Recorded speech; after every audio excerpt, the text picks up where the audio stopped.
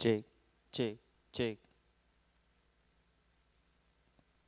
check, check, check, check, check, check, 1 2 1 2, check, check, check, check, check, check, check, check, check, 1 2, check, check. போதுங்களா?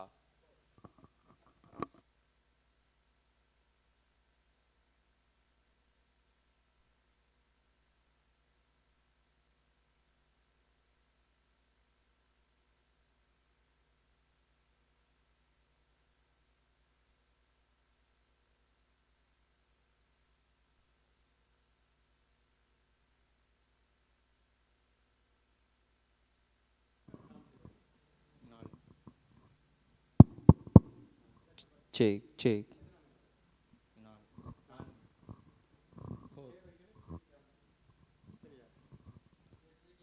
Check, check, check, check, check, check, check, check.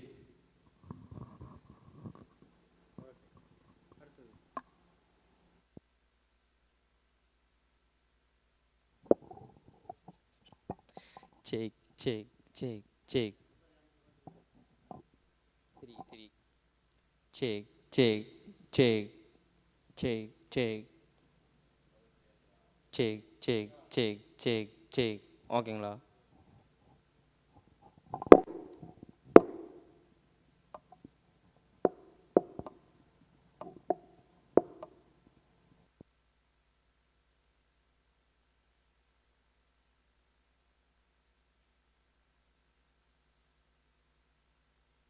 Check. Check, check, check, check. 1 2 1 2. Check, check, check, check, check, check, check, check.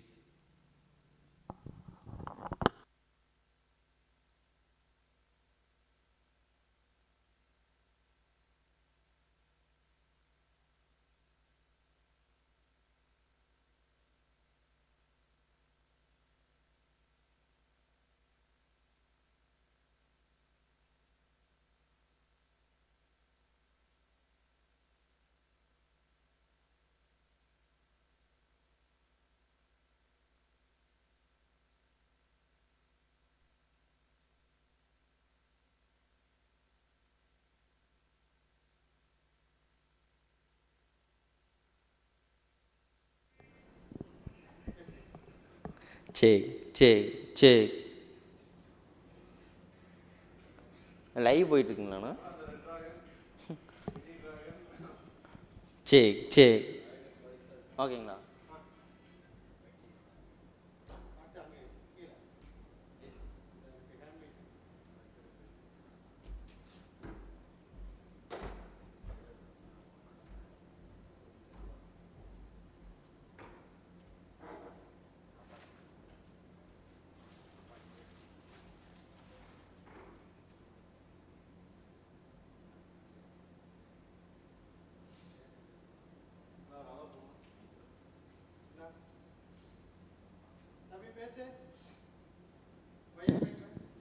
Red colour wire.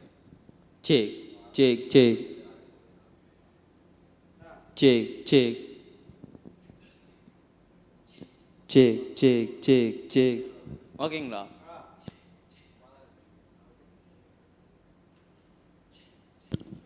check, check. Blue colour. check, check, check. 1 2. check. இல்லைங்க.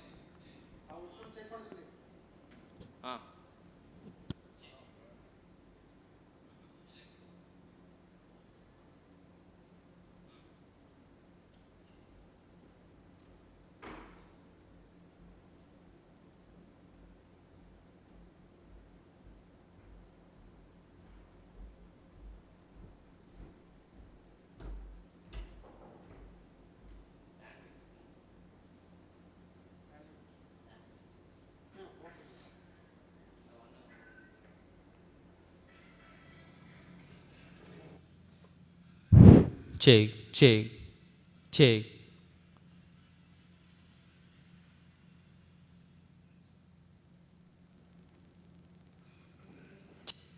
check, check, check, 1 2 1 2 check, check, check, check, check,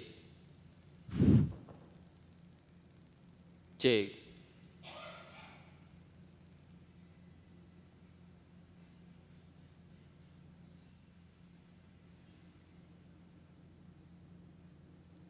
check, check, check, 1 2 1 2 check, check, check.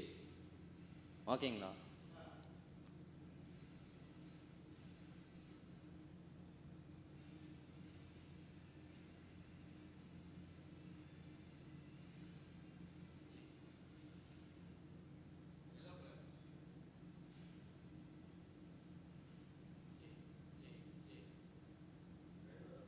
check, check, check. இங்கே of பண்ணிட்டு check, check. ஓகேங்களா? check, check. ஆ check, check, check, check. ஆ சரி, நீ பேசுறது உனக்கே நல்லா இருக்கா? check, check. ஆ நல்லா இருக்குங்க.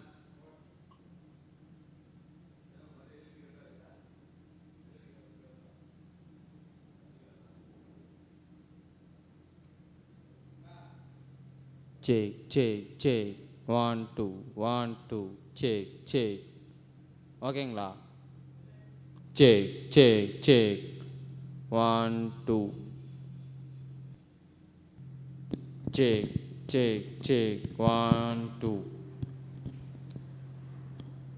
சிந்தனைகள் செறிவாக சந்திக்கும் நாள் இது. செறிவான அறிவு களம் இது. வெளிச்சமாக விழும் விஞ்ஞான மழையில் வேந்தர்களாய் நாம் காலடி பதிக்கும் இடம்.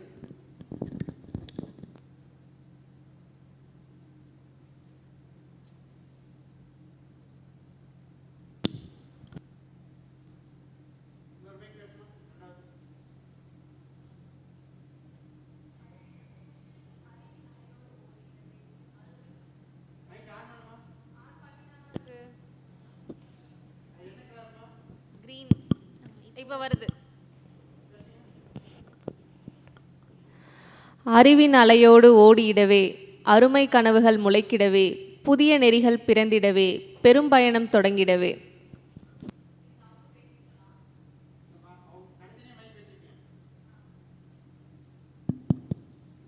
Learn from yesterday, live for today, hope for tomorrow. The important thing is not to stop questioning. With the sayings of Albert Einstein, we embark on the second day of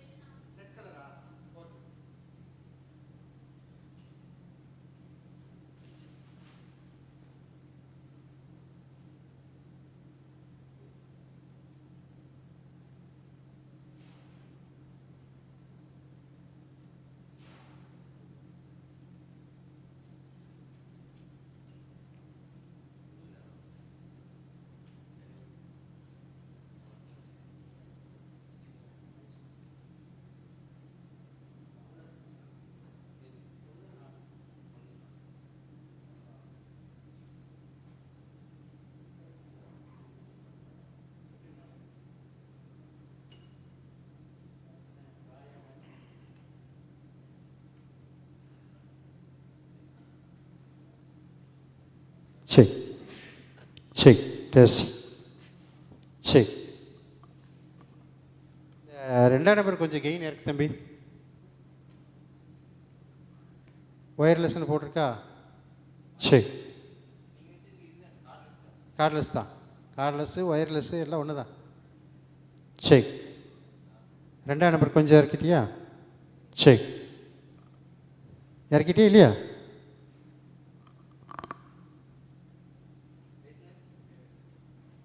check. நாலாம் number கொஞ்சம் இருக்கு. Check. இல்லை, லெவலில் இருக்குது ஃபேடர். Check. Mute பண்ணது ஏன் நாலாம் நம்பரை?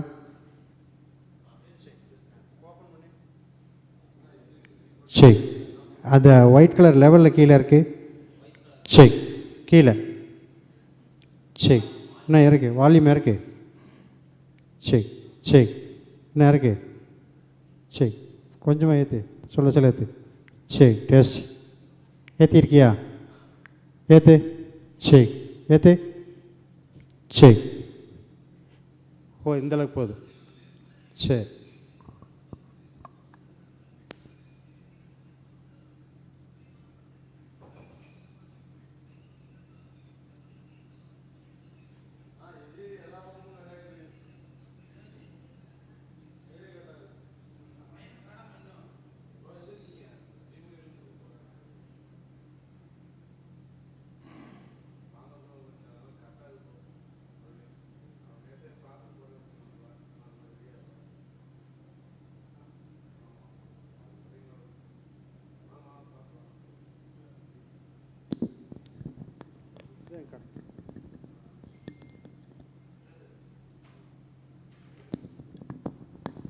Check check.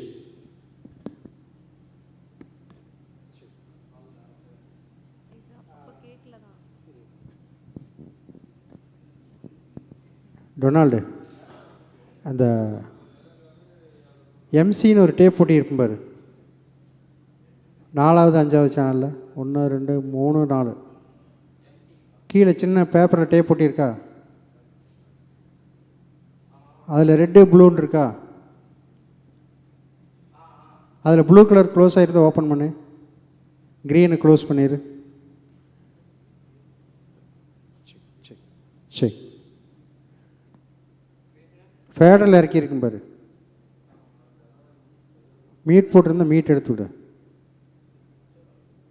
டவுட்டாக இருந்தால் டோமினிக்கிட்ட கேளு. பேசிட்டு தான் இருக்கு 2 மைக்குமே. சரி,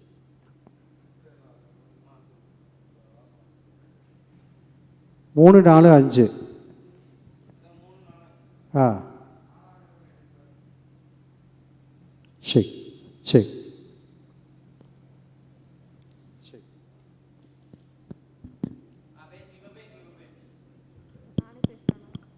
சரி. ஏற்று. சரி சரி. இன்னும் கொஞ்சம் அதிகம் பண்ணு. சரி சரி சரி. டேஸ்ட். 4ஆம் நம்பர் தானே இது? ஓகே. 5ஆம் நம்பர் க்ரீன் எழுதிருந்து அதை க்ளோஸ் பண்ணிடு.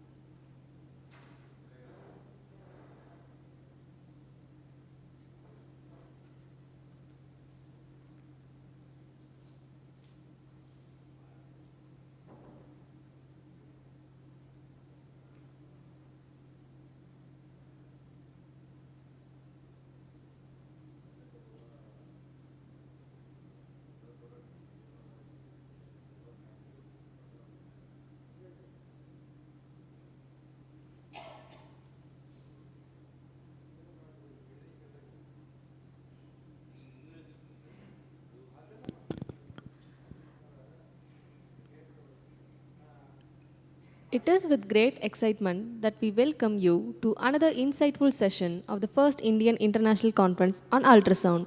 Today we have the privilege of hearing from a highly respected neurosurgeon whose expertise and contributions have been instrumental in advancing neurocare in India.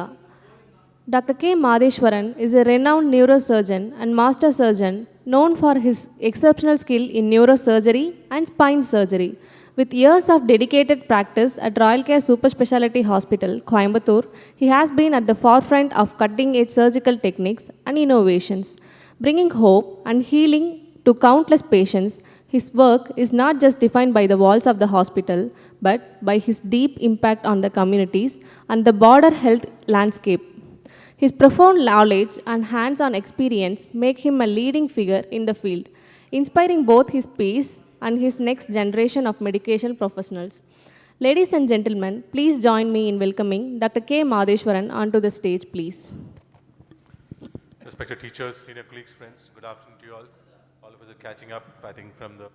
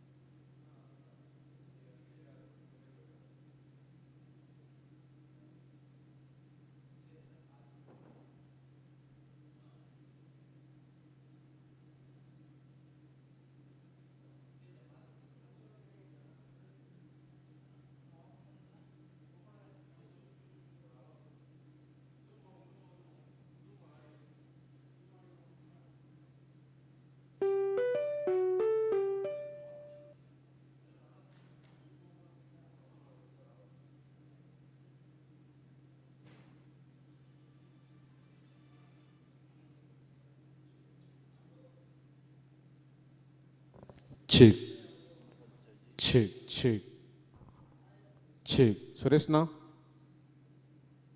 check, check. ஓகேவா? Okay Vijay. Okay. ஓகேவா? எதுனா?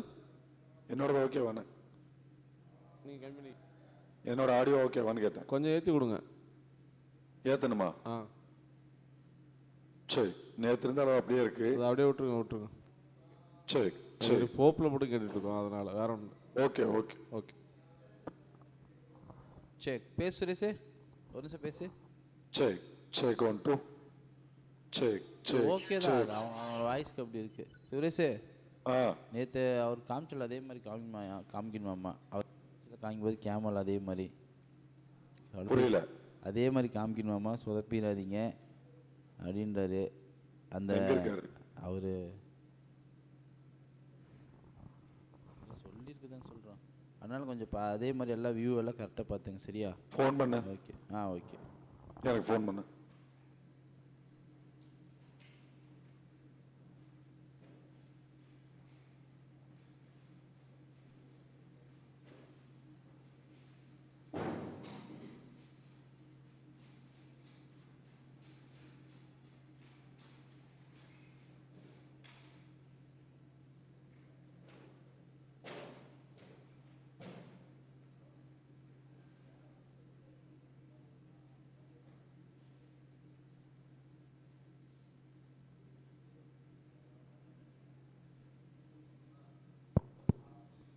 check.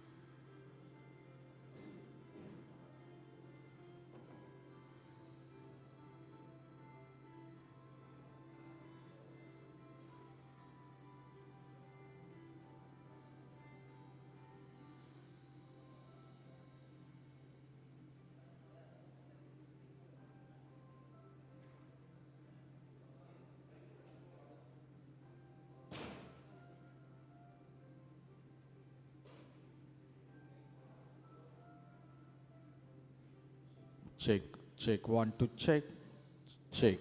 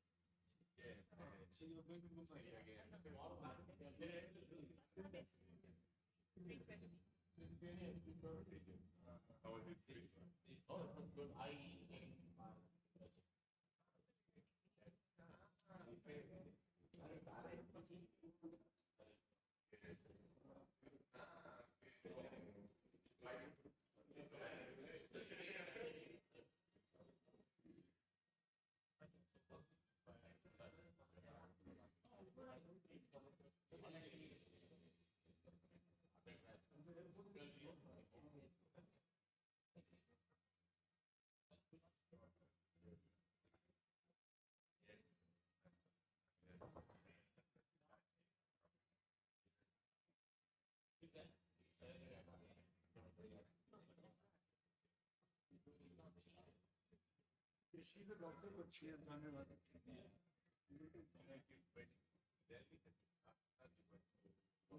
So I did give her medicine and then she had done this and this and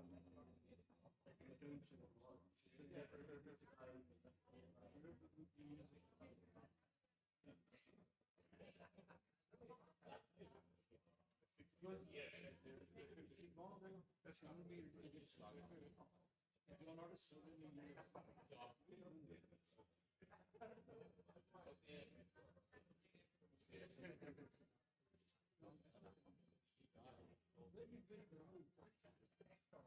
she's not happy. Unless you are aware of that.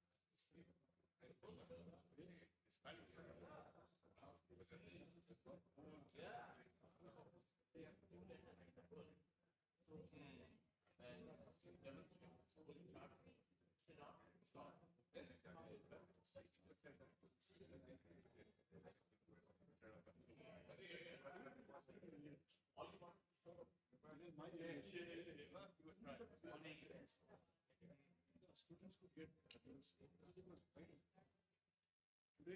concentration.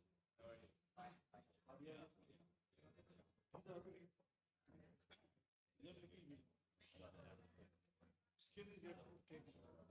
Imagine, I think we are doing the same thing. Another 7 years, we will be.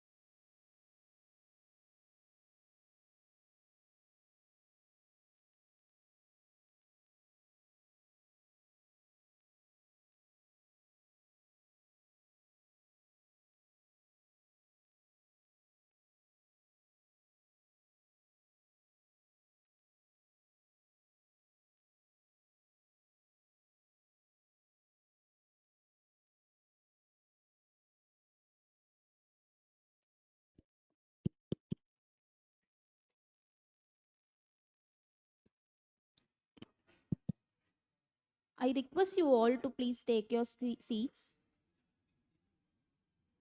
I request you all to please take your seats. We'll start the session in 5 minutes.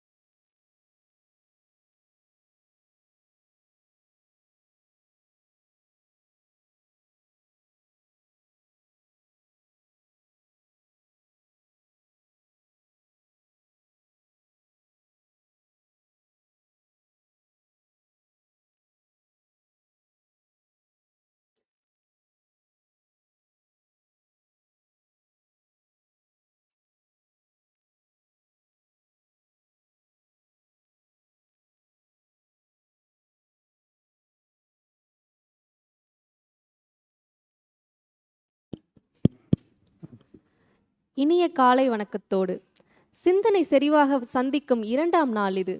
சிறப்பான அறிவு களம் இது. வெளிச்சமாய் விழும் விஞ்ஞான மழையில் வேந்தர்களாய் நாம் காலடி பதிக்கும் இடம். அறிவின் அலையோடு ஓடியிடவே, அருமை கனவுகள் முளைத்திடவே, புதிய நெறிகள் பிறந்திடவே, பெரும் பயணம் தொடங்கிடவே. வந்திருக்கும் விருந்தினர்கள் அனைவரும் வாழ்வின் வெற்றியை தழுவும் முன்னோர்கள். நல்வரவு நல்வரவு நல்வரவு உமக்கு, நம் மாநாட்டின் வெற்றி கணக்கு. Learn from yesterday, live for today, hope for tomorrow. The important thing is not to stop questioning. With the saying of Albert Einstein, we embark on the second day of the first international conference on focused ultrasound. We continue our journey of knowledge, innovation, and collaboration. To set the tone for today's discussions, we have the honor of welcoming a distinguished scientist whose pioneering research has significantly contributed to our understanding of immune responses and microbial stress. Professor Dimpakar Nandi is a renowned biochemist and immunologist whose remarkable academic journey began in India, took him across to the world, the University of California, for his doctoral studies, and later to the University of Cincinnati, where his research on protein degradation and immune responses took shape. His expertise in genetics, biochemistry, and immunology has paved the way for so many discoveries, making his contributions valuable to the scientific community. Today, we are privileged to hear from him as he shares his insights into the fascinating world of molecular biology and its intersection with medical advancements. Ladies and gentlemen, it is a great pleasure that we invite Professor Deepankar Nandi to share his experience. Please join me in welcoming him with a warm round of applause.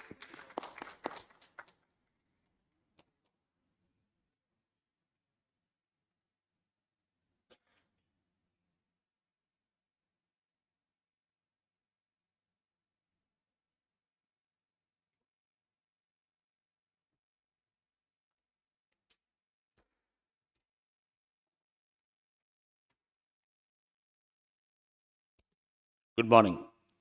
I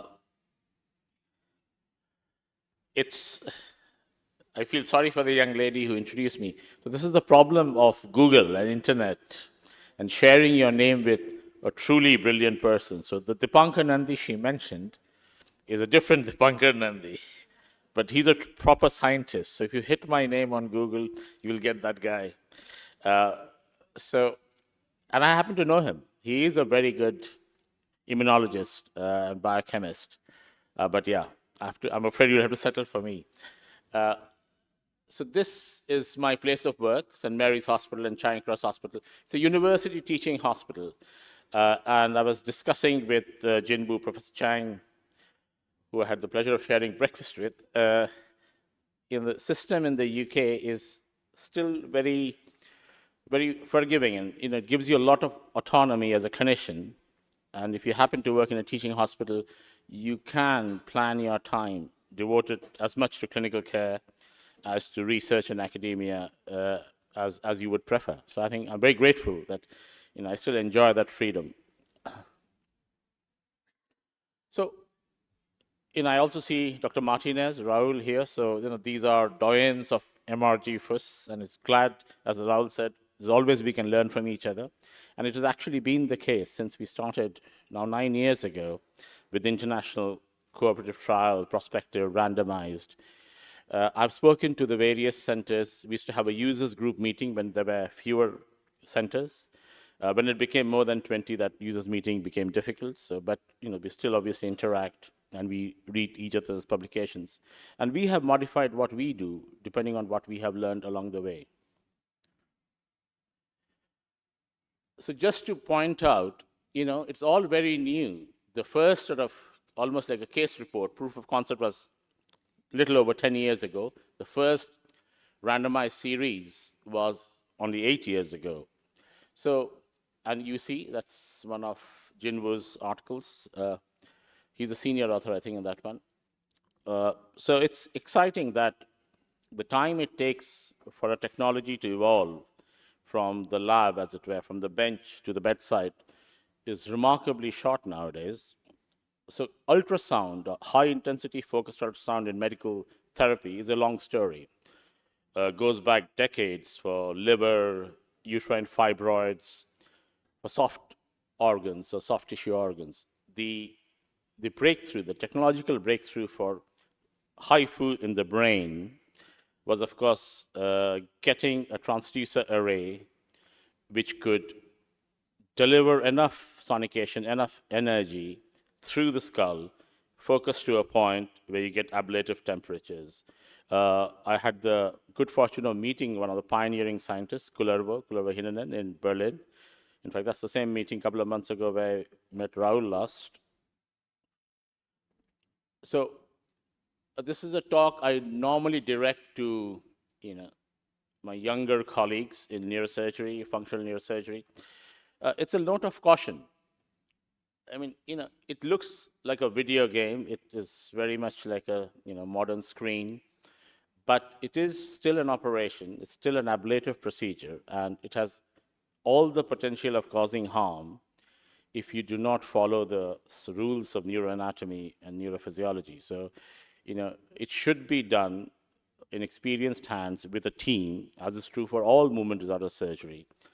Your neurologist is probably pivotal, having knowledge of neuroradiology. So we often do it as a team with the neuroradiology, the neurologist, and I happen to work with Dr. Peter Bain, who's one of the foremost sort of figures in movement disorders neurology, and the surgeon, and we plan everything in advance, just like we would do for a deep brain stimulation case. So thalamotomy is not a new thing. Thalamotomies are as old as the hills. They go back to the 1950s with Cooper, the Spiegel and Weisches frames, Mundinger, Thalarak, and someone like Narabayashi with 10,000 thalamotomies, all done in the 60s, 70s. So the knowledge, the anatomical knowledge that creating a lesion in the ventrolateral thalamus controls tremor is very old, very established. There are hundreds of thousands of patients who've had this procedure. So a radio frequency thalamotomy is the way we used to do it before focused ultrasound came in, and you simply put a probe in. The critical difference, of course, is with MRgFUS, there is nothing going into the brain, so there's zero risk of infection, almost theoretical risk of bleeding. I mean, I can't recall any publication where there's any significant bleed. There have been some post-operative imaging detected bleeds, but not of clinical relevance. A very important thing is, because there is no anesthetic and the patient is completely awake, you can do this incrementally. You can deliver enough energy to get to a temperature where there's a temporary lesion. You assess for adverse effects, pyramidal effects, speech effects, and you assess for efficacy of the control of the tremor. And when both are satisfactory, you can deliver a high enough sonication energy to get a permanent lesion. So this is there's a constant real-time feedback. You can do that with RF, but all that time you have the patient on table, awake, with electrode in the head. In terms of the non-invasiveness, stereotactic radiation is definitely non-invasive, and it is able to localize reasonably well. There have been case series in literature doing gamma knife and some cyber knife ones, but the key difference is with ionizing radiation, there's no coming back. You don't have a feedback. The effect is not instantaneous to observe. So you deliver the radiation, you walk away. If you have got it wrong, if there is an adverse effect, then you only know it weeks and months later, and it's too late. So our experience, we started in July 2016 as part of the Jinwoo's group was definitely, I think, one of them who did that prospective trial. Am I right? I'm fairly certain you did. Yeah, since then we have moved on. One of the key points for us, so like all health systems, we also have regulators. So NICE is our equivalent of, I don't know what you have, but I'm sure you have something which allows you to sort of carry on with treatments. It's a public health system, so they assess the efficacy of any clinical intervention against the cost to the taxpayer. And we got NICE approval in July in 2018, but took another full 3 years for then the commissioning body, the people who actually pay for the treatment, NHS England, to agree to pay for it. Since then, we have been doing a much larger number of patients regularly. So, I mean, you yourself here in the Royal Care and Experience Unit, so you kind of know the score. That's what it looks like. And this, you'll realize, is the older frame. Nowadays, they have modified it, but very similar. The principle is exactly like an old CRW frame. And you'll see more of this later. So the WIM is the classical target. We have developed a two-target system. And this is based on my experience previously with surgical radiofrequency thalamotomies and subthalamotomies. I almost always make it in two different planes, craniocaudally. So this is the standard assessment we do along with clinical assessment. Everybody draws an Archimedes spiral while lying on the table. And that's what the baseline was in that position. This is after a WIM lesion, so at the ACPC plane or slightly above. And this is that second lesion we make inferiorly, very close to the level of the subthalamic nucleus in the zona incerta. And you can see a progressive improvement. So I was telling you about this progression, or actually modification of our treatment paradigm based on the discussions I have with other centers. So the first 3 years, we would do the first lesion at the ACPC plane, the classical thalamotomy. And we would do the deeper lesion, about 2 to 3 millimeters inferior. And you can see in the immediate postoperative MRI, it's very close to the tip of the STN. And that was the trial patients. I mean, this is a standard story for thalamotomies, even lesional thalamotomies with RF. The improvement in the CRST scores and the Bain-Findlay spiral scores, which is the objective evaluation of these spirals, it drops significantly after treatment. But interestingly, as before, what you are left with at the end of 1 month is very robust. So it's very unlikely and unusual to have any serious recurrence after a month. Adverse effects. I mean, we had one case of chorea which lasted for a year, but apart from that, the main things we found were unsteadiness of gait and some dysarthria. Almost invariably, they recover over a few weeks. And over time, and I'm sure other centers have found, maybe you have found as well, that it's a function of age. Patients under the age of 70, 75 very rarely get either dysarthria or ataxia. Older patients, it's a very high proportion. And over 80, I would say up to a third of patients have some degree of unsteadiness in their gait for a few weeks. And I tend to forewarn patients before treatment nowadays, even if they have no problems baseline, to at least practice walking with a stick. So there is no risk of a fall in the first couple of weeks after the procedure. We have never had anybody with a adverse effect which has lasted more than a year. So, well, this is again the frame with the membrane. So what we did from 2019 onwards is move the initial target from the intercommissural plane 2 millimeters superior in the WIM thalamus. And we have found it makes treatment times quicker with similar results, and we have stuck with that. So that ours is an old exablate. You probably have a much more modern machine, and we are told it's now reached a sell-by date, which means we have to find money to replace it. But the principles are exactly the same. I think most of the things look exactly the same. So that's the frame, clearly with the membrane, the transducer helmet, and then ours is a GE MRI, which we align it with. And that's the typical lesion. We tend to do an MRI within an hour of finishing a treatment, removing the frame.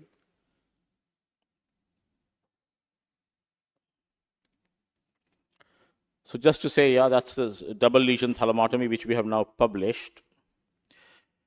We have found the spiral scores very helpful, and we have looked into this in some more detail and published recently. We tend to start to use this now as a remote monitoring tool clinically, because there's a very good degree of correlation between digitizing the Archimedes spirals and the outcome in terms of functional benefit and CRST. It's a logarithmic scale, so remember, an improvement of 6 to 3 is actually a huge improvement. And in your situation, where you're the only center in the country at the moment, or more or less, and it's a huge country, so I'm sure a lot of your patients come from far out. And if they want to avoid monitoring visits with neurologists every time, your neurologist can do it remotely.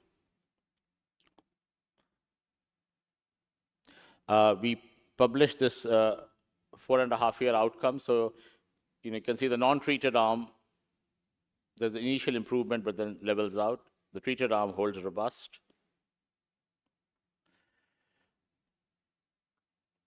And that's the usual spiral and handwriting before and after. Sometimes, even a single lesion at the thalamus level, without going into the subthalamic area, suffices. I mean, so few patients we have stopped when a single lesion did that kind of improvement. So the same patient, her handwriting, from writing her name like that pre-op to being able to do this. So just a word about, nomenclature of thalamic nuclei and subparts parcellation is a very complicated affair with almost as many classifications as investigators. We should probably start now, or we already have, moving beyond anatomical landmarks and anatomical parcellation to using the newer imaging tools. Fiber tracking is one of them, and try and modulate a system by which we can detect the active sweet spot, as it were, whether it be for DBS or for lesioning. Because we have all had this situation where we have made a lesion which post-operative MRI seems to suggest should be perfect. It's perfectly placed, but the clinical effect is not half as good. So that conundrum stays, and I think the better we know of the anatomical and physiological pathways, the better informed we will be. So we have access to a 7T MRI. We have put a few patients through it, trying to look at this carefully. We're going to start a trial with 6 of our patients who didn't have optimal clinical outcomes following what looks like on the MRI to be a well-placed thalamotomy with MRgFUS. And we're going to try and investigate what is different about their pathways, particularly on fiber tracking. That's the obligatory video. So this is one of our trial patients. He was, I think, one of the first few patients. He's a chemist. He runs his own pharmacy, and he medicated himself. And finally, he gave up, and he said, I can't work anymore. I need to have this treated. So this is, I'm sure, a familiar sight to all of you. It is very rewarding, even now. 250 cases down the line, I find it very impressive.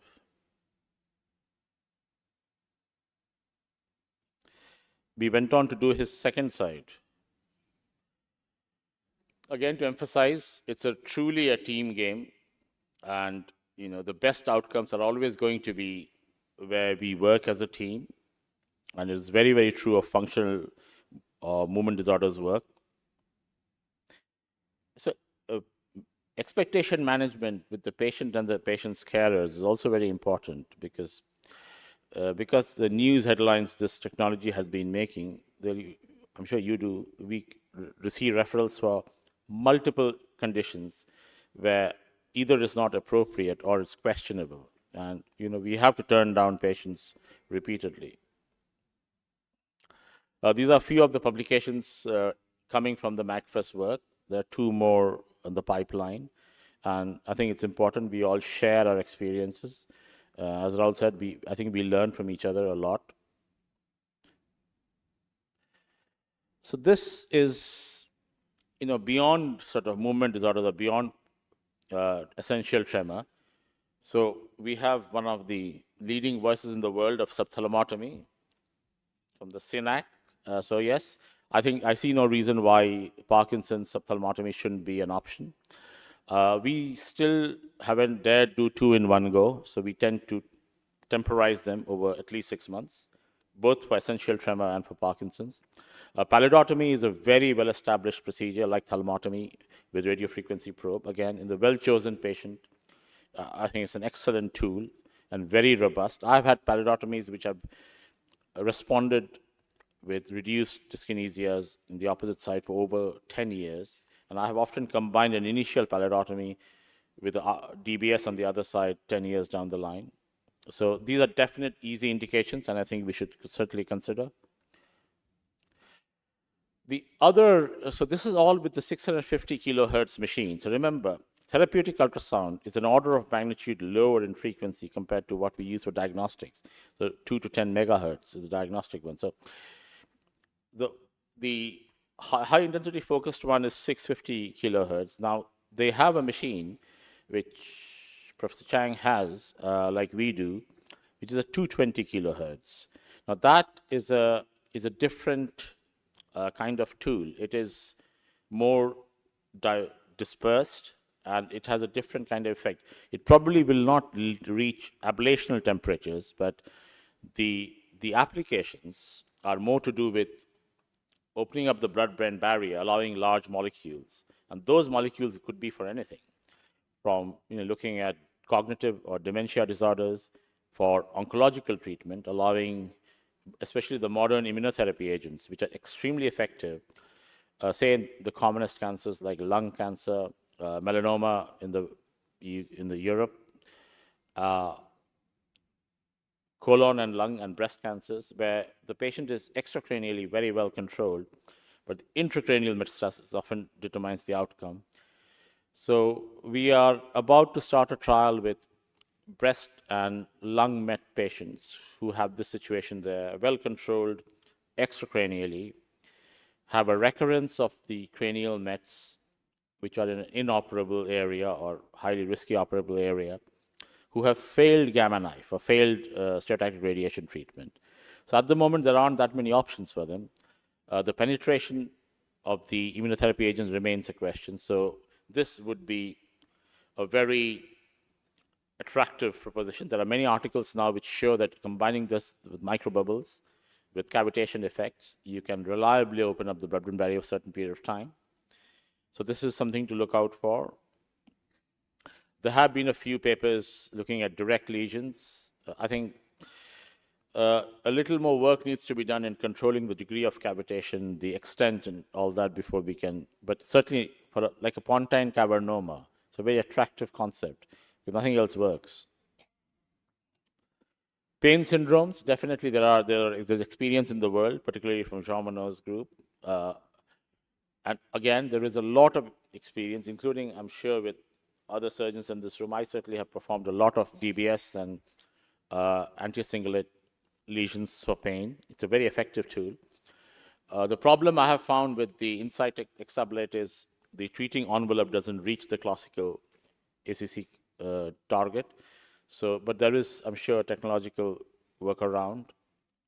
Some people have done central thalamic nucleus as a pain alternative, and there have been publications. Other more interesting conditions, so for neuropsychiatric conditions, OCD, and then there is this whole field of dementia disorders. It's a very interesting situation. I mean, whether the plaques are the result or they are actually part of the pathophysiology, I think the jury is still out there. So all the donanemabs and lecanemabs and all, whether increasing their accessibility through the blood-brain barrier will improve outcomes, but it's certainly worth trying. And again, it's easy enough to do. A couple of papers on stroke, direct evacuation of the clot, almost like the ultrasound thing. You liquefy the clot with the ultrasound and suck it out with an endoscope. You can do the same without sticking an ultrasound probe in with MRgFUS. So this may be old news, but last I made this slide was, I think, over 70 centers and 15,000 treatments have been done. Most, as you'll appreciate, of essential tremor. But a lot of these have been tried and done clinically. And it's, as a relatively new unit, and a huge patient population to serve, I think you can easily start looking into these things, and we will be more than happy to collaborate from Imperial. So that's our team. So surgeons, neurologists, radiologists, and a lot of our research and radiological staffing team. Mr. Patel, I'm very proud, joined me as a medical student, I think 15 years ago, and now very recently I've been managed to appoint him as a consultant colleague. So there's a constant training paradigm involved, and that's that. Thank you. Thank you, Professor Deepankar. Now the session is open for Q&A. Mike.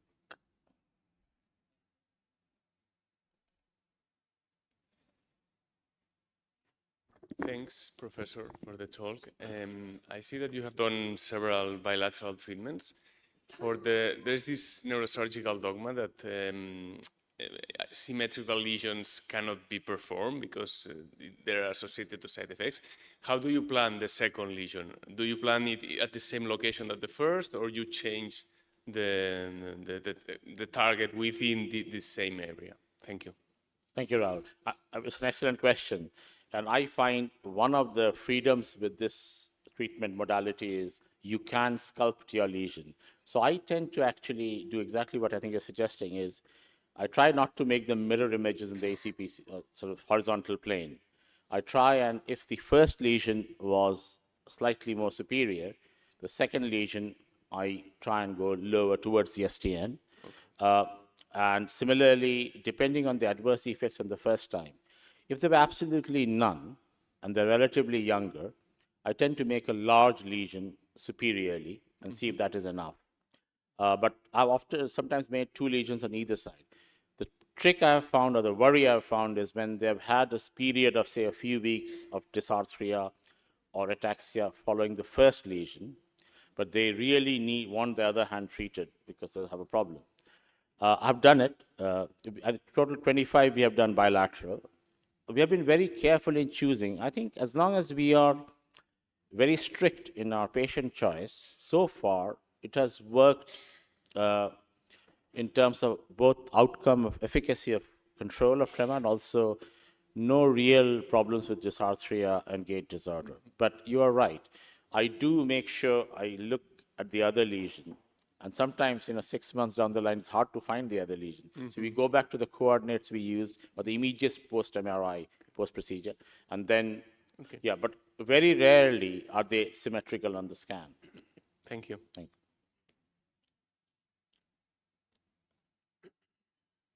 So wonderful lectures. You changed your target from the ACPC line to 2 millimeter above.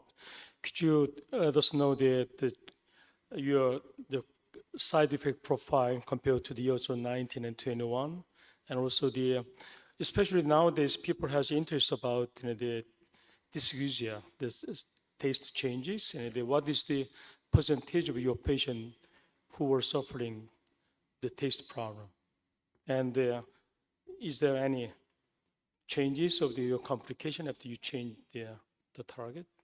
No, thank you, Jinwu. So if I understand you correctly, what you're asking is, since we changed going superiorly, have the adverse effects changed or reduced? The answer is, so just to remind, when they first brought this out from the US recommendations, Incytec had a very strict rule that you have the 25% in front of PC, of the ACPC length. So I never followed that because I based it on my experience on DBS and RF. And had been doing it for 25 years before that. So our lesions have been slightly anterior, always. So we do it about 5 millimeters posterior to the MCP, mid-commissural point, which works out a couple of 2 or 3 millimeters anterior. So we never had problems with the tingling, paresthesia, or sensory symptoms, which was described in Jeffrey Elias's initial trial, a lot of it. I think 25% had this tingling. So we didn't find so much of a difference in the side effect profile. What we found was treatment time was a lot quicker. Even a single sonication was often enough. Maybe because a large part of the volume of the ventrolateral thalamus is slightly superior to the ACPC plane. But that was the main difference I have found. But in terms of adverse effects, not so much. even in the pyramidal pulling and all that. Okay.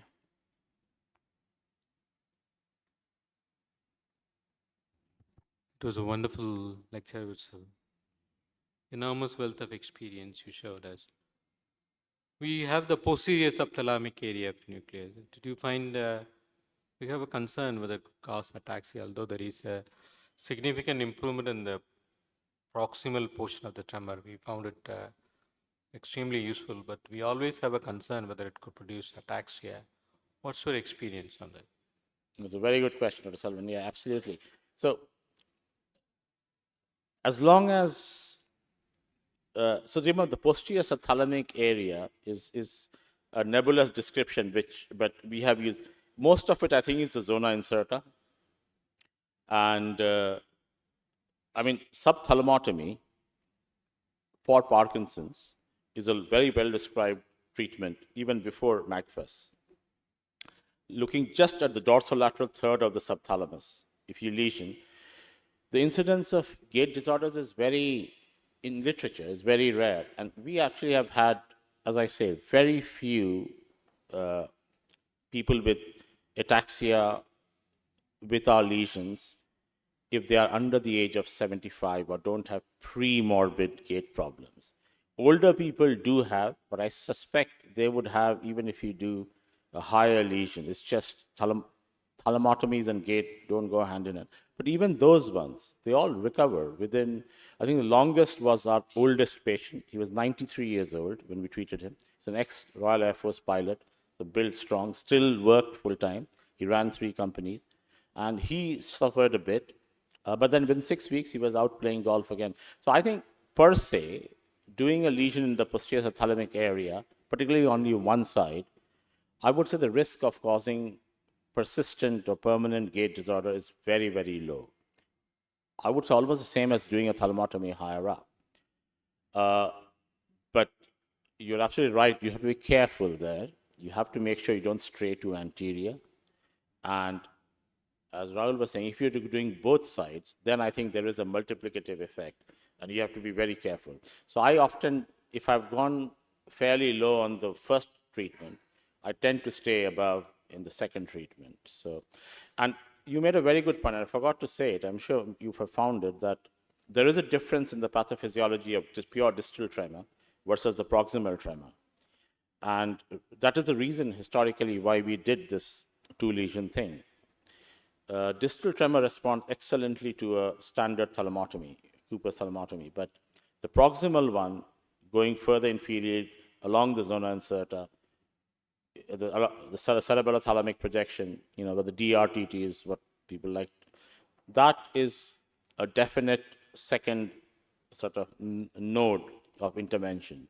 So I think it is, because remember, even if you have a tiny tremor in your proximal joints, in terms of your day-to-day function, it's a big impediment.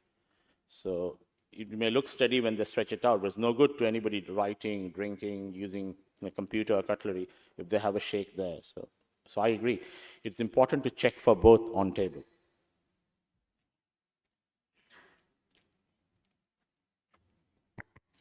Thank you, Professor Nandi, for sharing the comprehensive review in your presentation. We really like it. I'm Kevin from Insight Tech.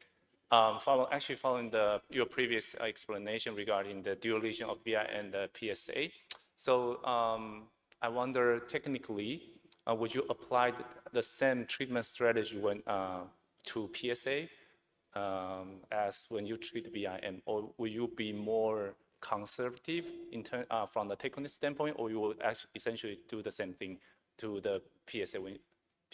Yeah.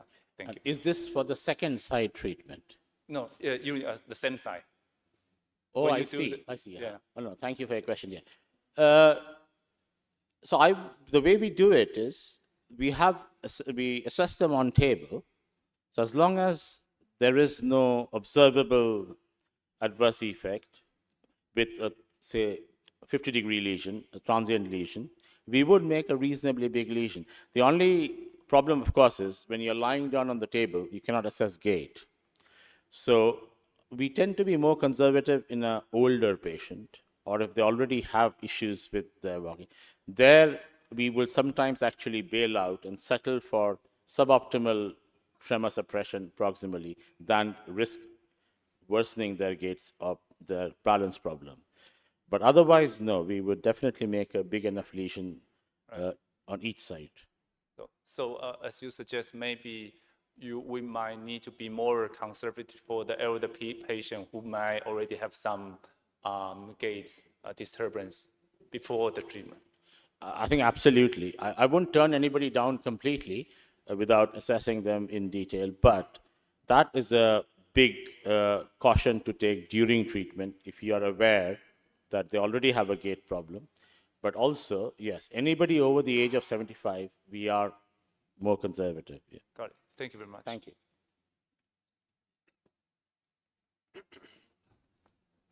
Did any of your patients with ET had recurrence in a month or two?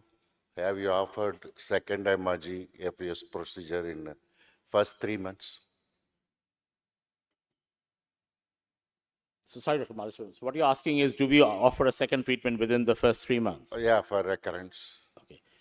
Yeah, so we have faced this. It's a very interesting question. So what we have done, and I think we have had 10% of patients who had an excellent outcome on table on the day, even to the point when they go home, they normally go home the next day, and then come back within a month or two with a significant recurrence.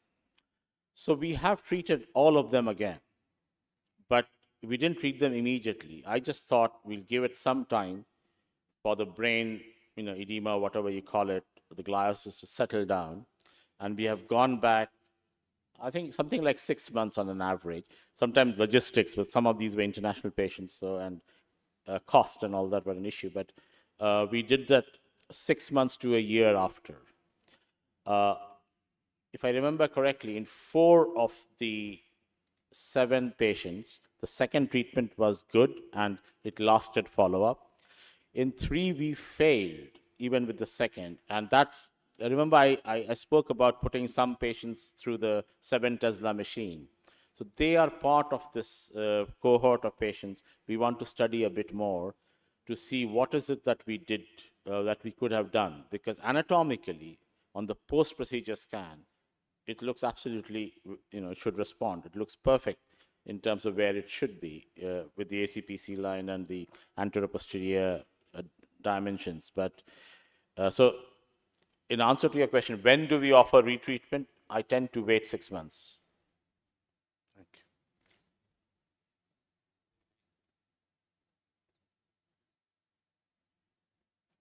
Excellent lecture, Professor Nandi. You had shown the list of the complications or side effects post-op. The first one was the fatigue. We recently did one case of PD tremors resistant 80 plus age who had significant fatigue going on for 3 months or 6 months.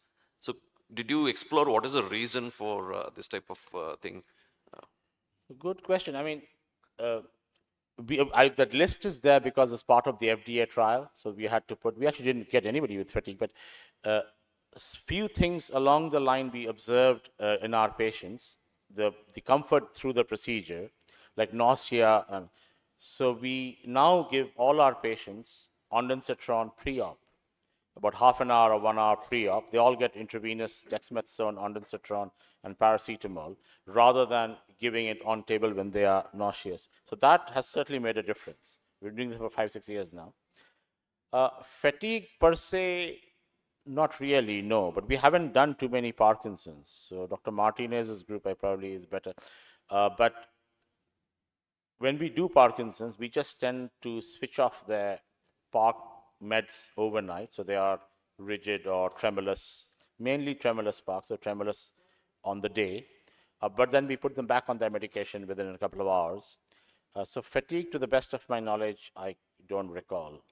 The second question is, since you have a center which does both DBS and FUS, the selection of patients for either of these procedures in Parkinson's disease, is it patient-centric? You give the options to the patient, or you decide for the patient? Yeah, and that's a very good question. Thank you. And this was one of the things when I think Insightec initially marketing, they were trying to compete with DBS. And I kept telling them it's a bad idea because, you're looking at different patient populations. So very few people will regularly or automatically do DBS in the world for anybody over 75. There may be the odd very fit patient, but over 80, I doubt it. Even though all of us, and I'm sure I've done, the oldest I've done in the pre-MRgFUS days was 86, and I regretted it. But anyway, so I think in that patient cohort, older patient, medical comorbidities, I don't think there's an alternative to the focused ultrasound. So they make their own choice. We do have a significant number of younger patients. In the UK, it's a publicly funded health system, so they are offered DBS. So anybody with Parkinson's less than 70, if they need surgical intervention, to me, DBS is the first choice, without question. But the patients often turn this down because it's too invasive, too much baggage, all this thing about recharging. So those patients, we have offered them ultrasound lesioning, and some have happily taken it, and those are the ones we have gone on to do subthalmotomies or pallidotomies, or if they are tremor dominant, then thalamotomies. So it is governed, the way our patient selection works is exactly that way. If it's bilateral, good-going essential tremor, younger patient, or Parkinson's, which have exhausted medical possibilities under 70, DBS is always our first choice. But sometimes patients don't want it. So.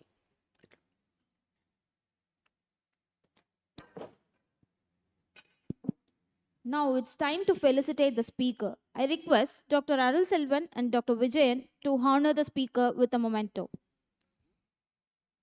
While we are waiting, I forgot in the beginning because of the name confusion. I have to thank Dr. Madheshwaran and his team for this lovely invitation. You're very kind.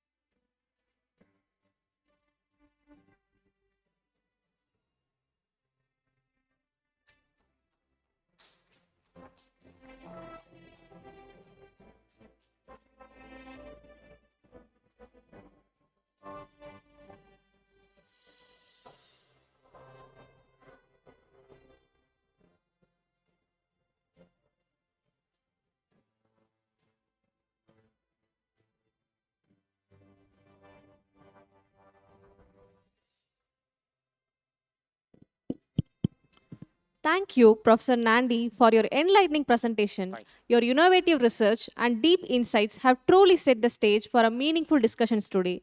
We sincerely appreciate your time and expertise in sharing your invaluable knowledge with us. Let us express our gratitude with huge round of applause for Professor Nandi.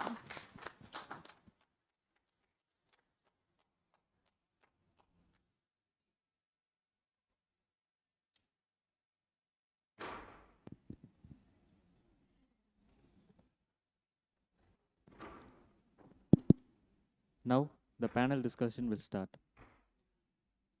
Now the panel discussion will start.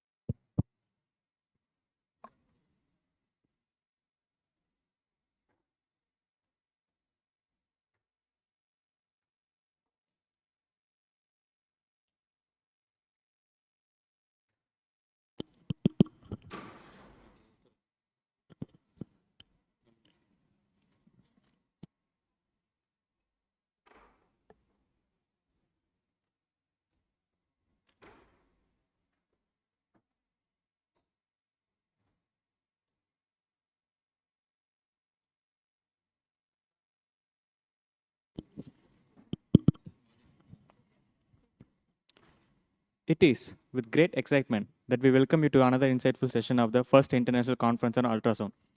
Today, we have the privilege of hearing from a highly respected neurosurgeon whose expertise and contribution has been instrumental in advancing neurosurgical care in India. Dr. K. Madheshwaran is a renowned neurosurgeon and master surgeon known for his exceptional skills in neurosurgery and spine surgery.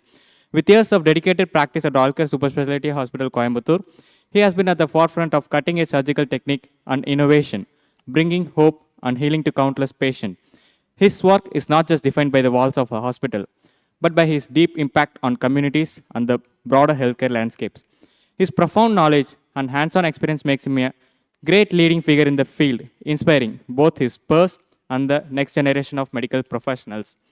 Today, we have the honor of hearing from him as he shares the invaluable insights and expertise in this rapidly evolving domain.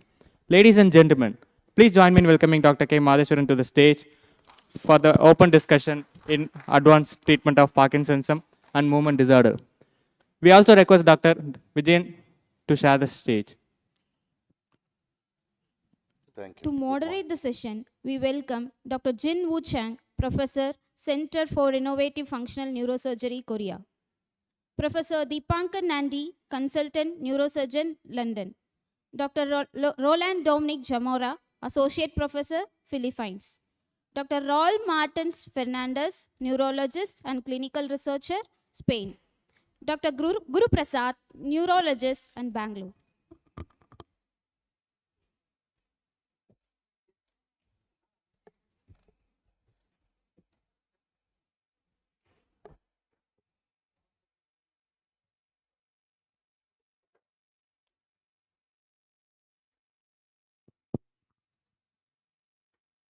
To chair the chair, I request Dr. Arul Chelvan sir.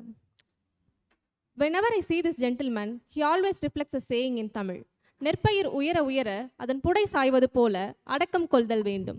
Conveys the message, as the rice plant grows taller and bears grain, it bends humbly. Similarly, as a person gains knowledge and success, they should remain humble. Beyond being a neuro expert, he has also earned a reputation for his kindness and gentle approach. Dr. Arul Chelvan is widely regarded as one of the best doctors for movement disorders and Parkinson's disease in Coimbatore. With an extensive career that spans globally from Madras Medical College to Oxford's Rackfield Infirmary and Walton Center of Neurology, his expertise in neurology is unparalleled. We are privileged to have you, sir. Thank you. Good morning. We have two neurosurgeons who have started with RF ablations, then graduated to DBS, then now they are doing MRgFUS. And they are carrying out RF and DBS procedures even now. And they have wide experience, long experience of around 25-30 years in this field of movement disorder surgery. And neurologist Fernandez, Arul Selvan, Dr. Arul Selvan,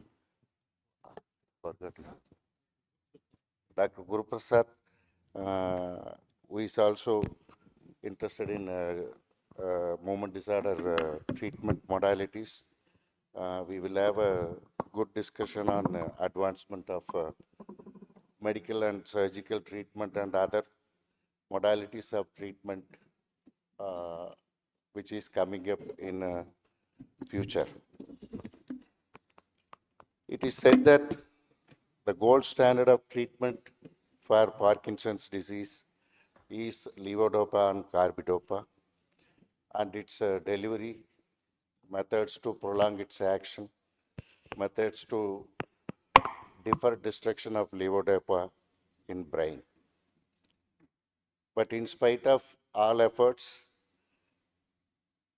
the effect wears off and the side effects comes up after few years in few individuals, and little later most of the patients develop side effects of these drugs. That's why surgical procedures to give some permanent relief have come up. And there are certain latest advances like stem cell therapy, gene therapy, immunotherapy, which I think Professor Nandi have touched upon in his presentation. I heard from Professor Chang, he was involved in stem cell therapy of movement disorders sometime earlier. I request him to give his views on that, stem cell therapy in movement disorders. Please, sir.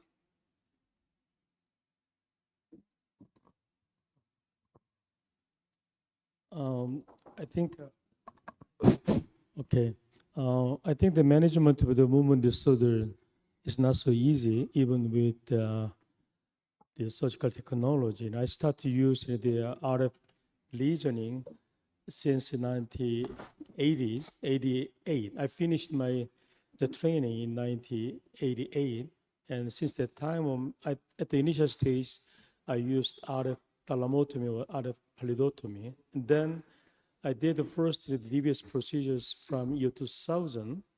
And fortunately, I was involved in the focus sound treatment from year 2011. And since the year 2020, I was involved in the government project for the stem cell graft. And I underwent the embryo stem cell graft for the human Parkinson disease. But it also has limitations. So each procedure has their own benefit and the disadvantages. So I think the most important thing we need to do is we need to find the best solution for each patient.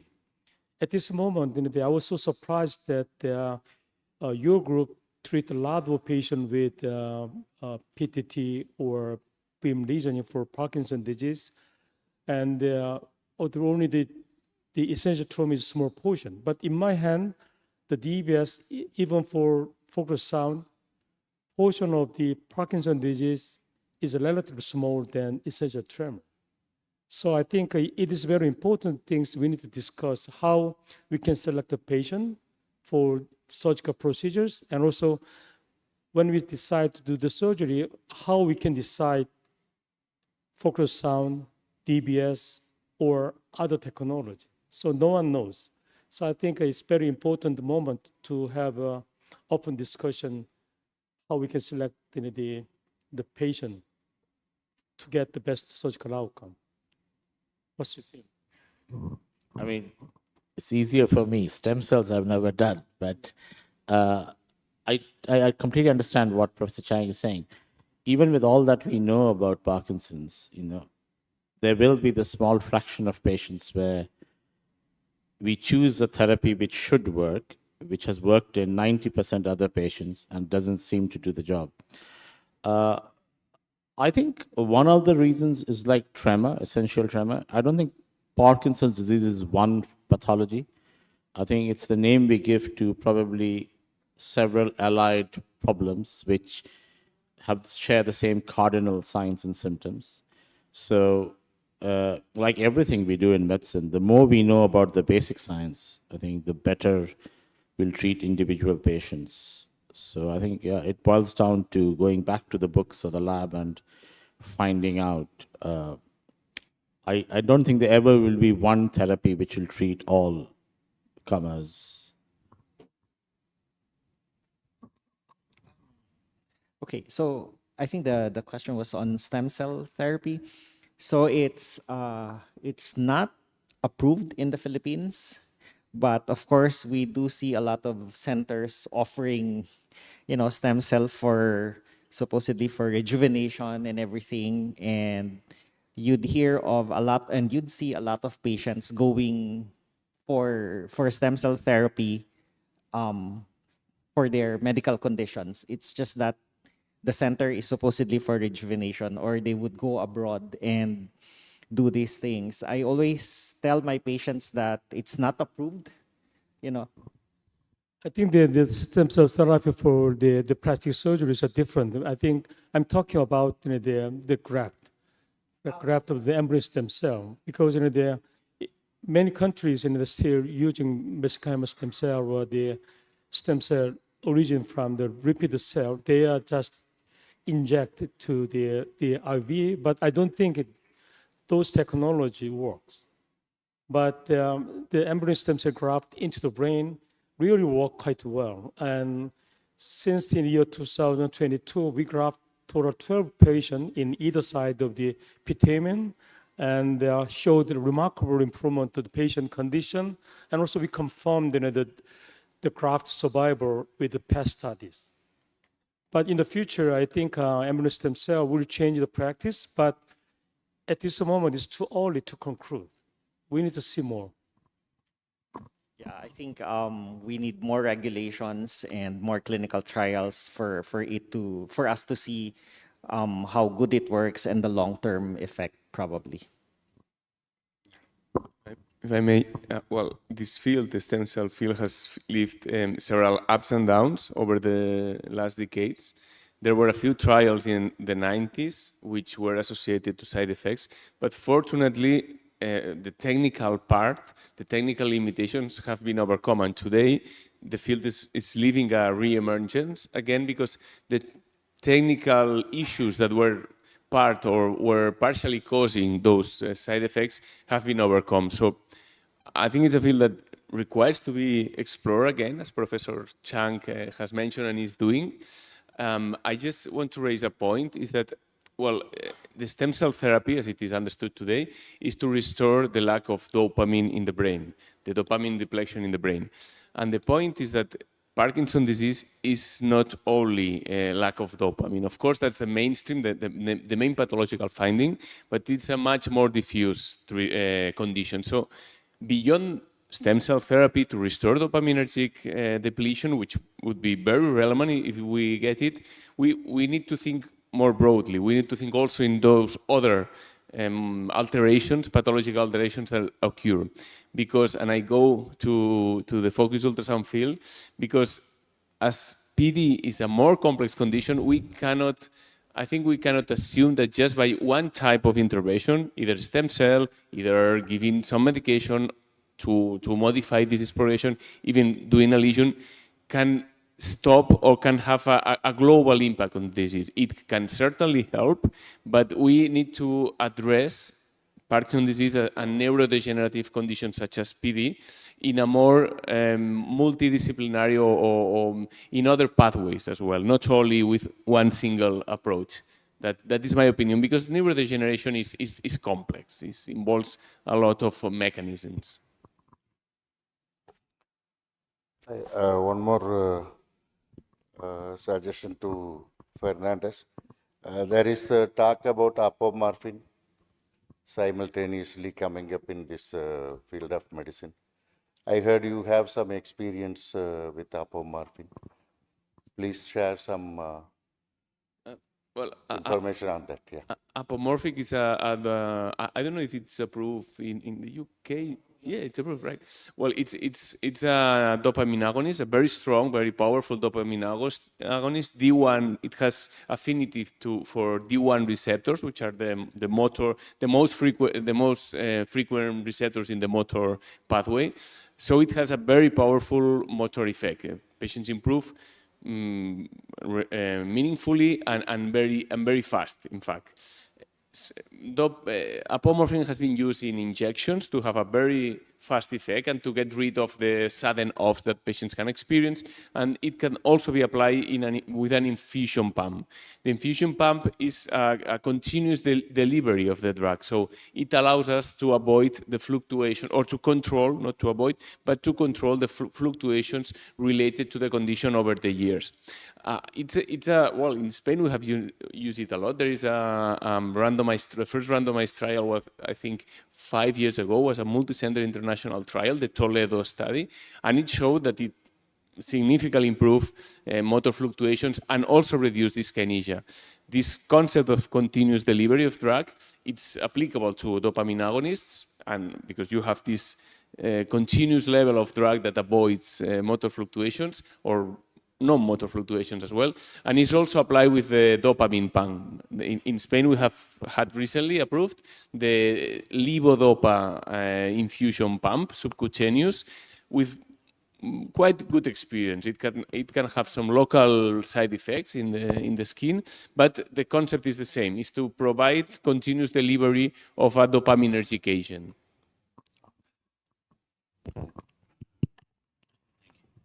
Yeah, so we have that, it's offered on our public health system. But the other thing, as a surgeon, what I see is it's not without morbidity. A duodopa pump and all that, there is a lot of hospitalization, infection issues. So several of our patients who initially were reluctant to have DBS chose to have these pumps.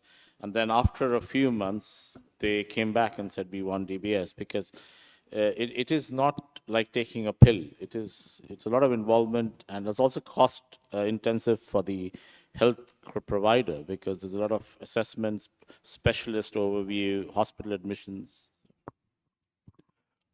Yeah. We have some experience of using apomorphine. Apomorphine has been available in India for last 4 or 5 years now. The challenge with apomorphine is that it's no doubt it's the only injectable available, for Parkinson disease. It's injected subcute. Usually we try with boluses, and then the patient requires multiple injections. They can go on to infusion. But before that, we need to do what is called apomorphine challenge test. We prime them with domperidone for 5 days, and then keep them in daycare, closely monitor them because there are issues of hypertension, bradycardia, and so once you know what is the dose suitable for that particular patient, then they require, because it's effective only for 90 minutes, it has effect only for 90 minutes, so they require multiple injections. In certain situations, apart from the general infusion and all, we can use that as a rescue therapy for someone who's going for GI surgeries because we can't use oral medications. They can be used as a rescue therapy, a couple of injections during the peri-op period. Or some patients require, for early morning dystonia. So if the levodopa doesn't work in certain situations, we can use that as an injectable. And I agree with the professor that the caregiver burden is significant. And as compared to vis-a-vis whether it is DBS or any other advanced therapies, the caregiver participation is there, but not as much as you see in the apomorphine pump, because you need to change the needle every day. There can be skin necrosis, there can be infection risk. So that becomes a challenge with 6 months of 1 year of therapy. Can I add a comment, sir? The apomorphine challenge test is crucial. And when I was resident, then we used to give apomorphine challenge test to confirm the diagnosis of Parkinson's disease. Usually it's given as a subcutaneous. It's potentially emetic. So the moment you give the injection, the patients throw up, and the vomiting is the biggest complications, and also the drowsiness. So we go up with the incremental dose, 1 milligram, 2 milligram, 3 milligram, 4 milligram, and 5 milligram, and then we stop there. And then if the patients accept that, we go for a continuous infusion. In UK, the NHS, they do have a district health nurse or general practitioners who come on every day morning and fill up the pump. But in India, it's going to be extremely difficult to find a carer to be meticulously filling up the solutions every day morning. So that's the biggest challenge for us. So I think apomorphine pump and the injection used to be available in Manila maybe a decade ago. I think it just didn't fly in a way because offhand, I think a lot of Filipinos don't like injections. So, you have to inject for the day and then set the pump according to the desired dose and all that. Now, for the rescue, a lot of the medication actually get thrown because of not so frequent off periods. And they just don't like the injection. So I think the company actually pulled out the drug from the market. MRgFUS mainly try to address tremors, essential tremors and tremor-dominant Parkinson's disease. With more and more treatments carried out all over the place, what is your experience, Chang and Nandi? Do you do single lesions to treat tremors or go for double lesions? And do you feel tremors are treated with HIFU than Parkinson's disease at present? Or tremor-dominant Parkinson's disease only treated now at present by you? What is your experience? I think nowadays, the focus sound become available not only for essential tremor and Parkinson's disease, and your approach of the combined dual lesion of the PTT or VO or the VIM is excellent method to cure the patient condition. I also combine the PTT and VIM, or sometimes PTT and VO. And we show the excellent outcome for many patients with Parkinson's disease and dystonia, even for the severe essential tremor. I believe your approach is very good, but as I initially mentioned, most difficult thing is how we can select the best candidate. For example, now we are treating the patient with Parkinson's disease with severe dyskinesia or severe tremor, or the PTT or VIM lesioning, but my neurologist never refer the patient with bradykinesia or rigidities. So it's very tough in how we can select. So I think, what is your feeling about patient selection? So there are a couple of things. Like modern medicine everywhere, there's also the element of logistics as to who pays. So our health system, only tremor, essential tremor is covered. In fact, only one side. We often do the other side under the radar. For Parkinson's, hence I'm restricted to only doing commercial cases, an expensive procedure. But like I said in the talk, if it's a younger patient, a physiologically good patient, so under the age of 70, I would always discuss DBS with them because I think it's a bilateral treatment, it's adjustable. As the disease progresses, there are options. But older patients, and if they're tremor-dominant Parkinson's, I would agree. And particularly if there's it's a dominant side tremor which is affecting their quality of life, then I think focused ultrasound is a fantastic alternative. In my view, if somebody leads a stereotactic brain lesion, it will be very difficult to argue that focused ultrasound should not be the first choice. It's only that tiny proportion of patients whose skull density ratio fails them, you think of something else. But apart from that, and I think that's something with Jinwu sees more of, the SDR issues. But apart from that, anything in the brain that needs a stereotactic lesion, I think ultrasound is the answer. I would hesitate to offer a lesioning as a first choice in a patient who's eligible for DBS, but if they choose to have one, then I have done a few pallidotomies and a few STN lesions, encouraged more by the Spanish experience. I've not yet done a bilateral STN in one go. And I've done bilateral STNs in one go with RF. That was a long time ago. So I their results are very encouraging, and they are in extremely good hands. So yeah, maybe it's something. Also, if our authorities agree to fund it, we'll do more PD lesions. So I think both are not reimbursed by the government in the Philippines. So what would happen is that I would discuss all possible options with the patient and the family. And I think ultimately the decision will be, okay, let's try to increase or let's try to add another medication to control the tremors or some other symptoms of Parkinson's disease. And if it gets to be a little worse, then we offer again either the HIFU or DBS, depending on, yes, of course, the SDR, the cost, and all the other factors. First, I want to address, as a neurologist, your claim that the neurologists are not referring. I believe that as focused ultrasound started, the first indication was essential tremor, and afterwards was tremor dominant PD. There are a lot of neurologists who still think and misunderstood that the treatment is only for patients who have tremor, and it is not. With targets like the PTT or the SDN or even the pallidum, we can treat other motor features of PD. But still, there is this misunderstanding that only can be applied in patients with tremor. So we have to change that. In Spain, we have still colleagues who think that it's only for patients with tremor. And in Spain, it's like, we have many centers doing focused ultrasound. So I think that little by little, this is going to change.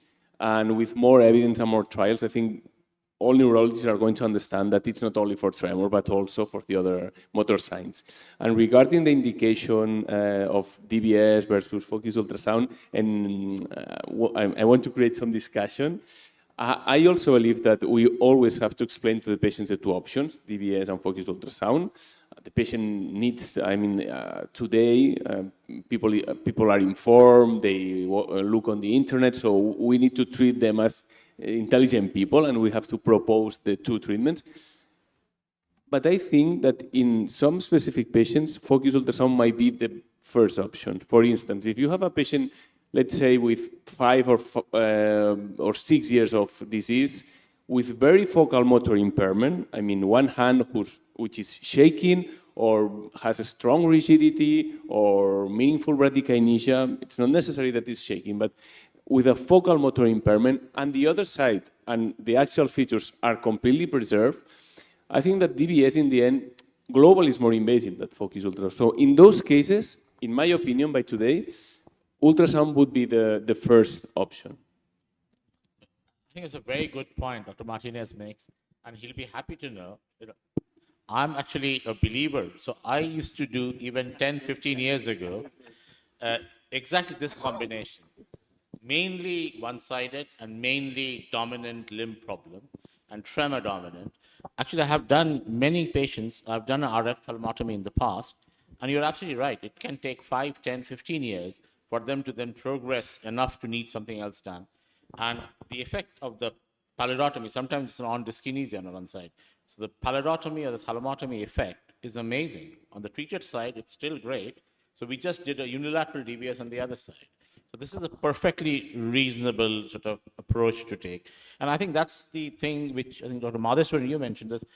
These should only be done where you have the expertise, of the neurologists and the surgeons who do everything. The problem is, and it's happening all over the world, you set up a MRgFUS machine in a department store or something, and then everybody passing through is offered MRgFUS for whatever. And that's a dangerous precedent. And it's true for Gamma Knife, it's true for anything, any new technology which is shiny and effective. It's just, if you choose the wrong patient, you'll always get a poor outcome, no matter how good your technique is. And I think in a facility which has the ability to offer and discuss all reasonable options with the patient, any decision ultimately the patient makes, there's no right and wrong in this, is what suits them best. One question, if I may have for you and the entire panel. So tremor, and I'm sure you all realize this, is the one symptom in Parkinson's which is actually the least well responsive of all the motor symptoms to DBS and sometimes to even medical treatment. So have you had the occasion where you've done DBS, everything else responded well in PD, but then you had to decide what to do with tremor, which was still a problem? For us, I have been long doing a unilateral thalamotomy for them. So they have the DBS in place, and I just do an RF thalamotomy for the hand which is affected. So it's a combination thing. The problem is, if they have the DBS, I can't do MRgFUS, so I have to do RF. So. Yeah, this is very important, the question. And I have many patients who had the second DBS, or I have the case with thalamotomy after the DBS. And also, I have several patients who removed the DBS system and underwent the focused sound treatment. I think the treatment method can decide not only by the patient condition, but also by the healthcare system of each countries. I just mentioned that the neurologists in South Korea, they're hesitating to offer the patient for the relatively minor symptom of the Parkinson's disease. It's because of their DBS is completely reimbursed by our healthcare system, but focused sound is not reimbursed. The patient needs to pay all the money. So they are still waiting, as you mentioned, they had more interest about the DBS procedures, and they still have doubt about the long-term benefit of the focused sound.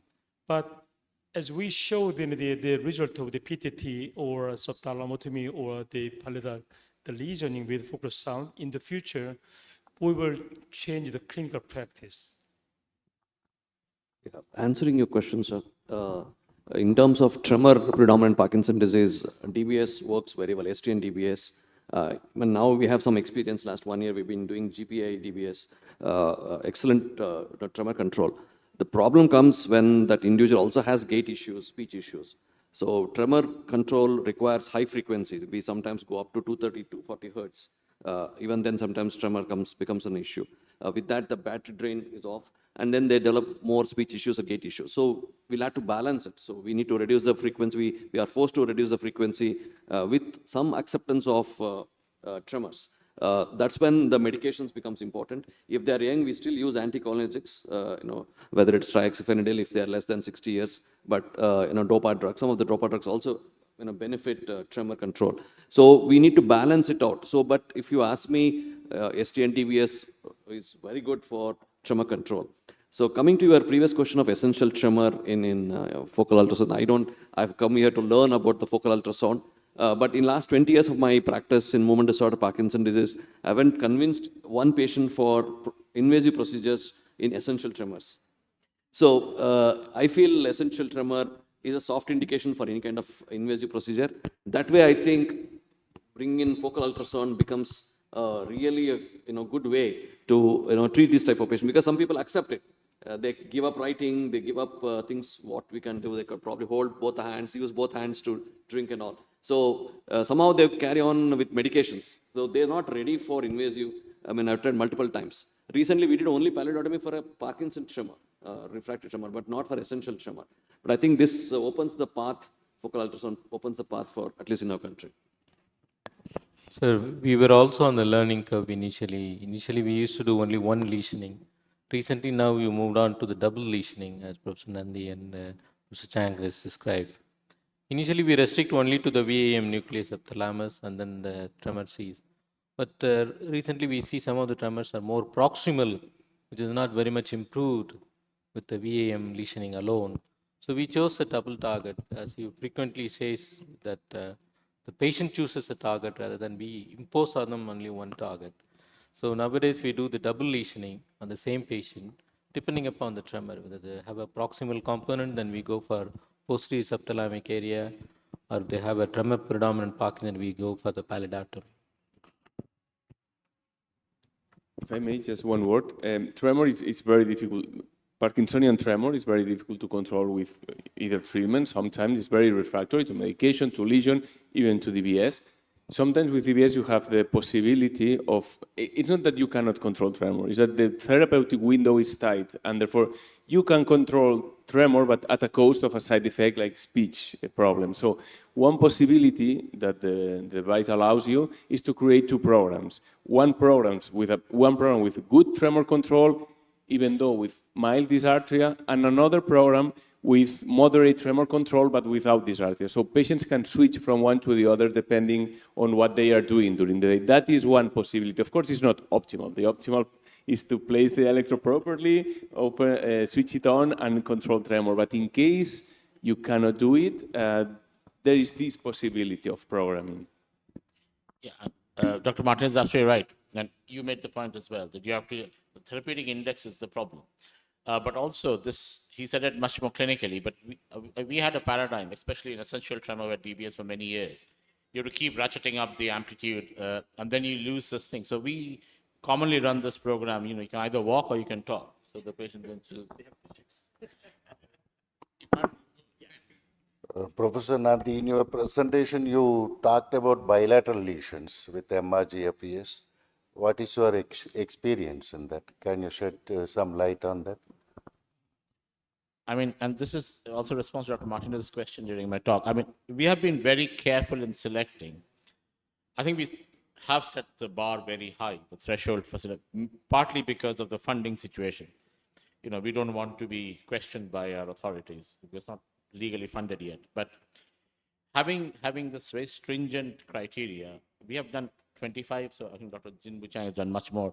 The results actually have been excellent, and they have all been followed up with exactly the same protocol as the unilateral ones. I think we are underusing bilateral, and similarly, Raul's group, I'm sure, and impressively, they do bilateral STNs, which, to me, is probably more trickier. In experienced hand, it's good, but you really have to be careful because I think the therapeutic index is even lower there. But I don't see in principle a problem with bilateral treatment if you apply the same principles as you do for one side. Now, after carrying out a bilateral procedure, have you ever thought retrospectively you could have gone for DBS instead of doing bilateral lesion with MRgFUS? So you mean having done bilateral, would I have thought or should I have done DBS in the first place? No is the answer, because if I ever thought DBS would be most suitable for a patient, I would offer DBS first. It's only when they turn it down, and many patients do actually, or they are too old, they don't want to deal with the usual things of charging, recharging, traveling. You'll be surprised, even though in UK it's free, DBS is free, it's all funded. A substantial number, I would say at least 20% of our patients refuse it because of this invasive nature and the fact that they don't like implants permanently.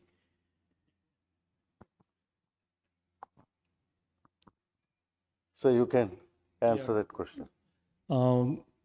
Yeah, I think I have many cases with bilateral the thalamotomy for my patient with essential tremor, and we had a good outcome. But the most serious problem for the patient is, even though the price is not so high compared to their income in South Korea, but the problem is, the DBS is completely covered like UK. Only the patient paid just small money, about $5,000 in total for the bilateral procedures. They prefer, and the neurologist usually suggest the DBS procedures because the neurologist has more interest about in our countries, because I'm sorry, but in Korea, the focus sound is dominating by the neurosurgeon, not by the neurologist. They believe that the focus sound is the job of the neurosurgeon, kind of competition. But I think once we get the reimbursement for the focus sound treatment, maybe we will have higher number of the procedures for Parkinson's disease. But now they're still limited. But most important thing is, I want to know your situation. You had a lot of experience of the treating patients with unilateral bradykinesia or rigidities, and how you can appreciate and you can get the permission from the patient to have a surgery, because the patient may have preferred the DBS or the other procedures.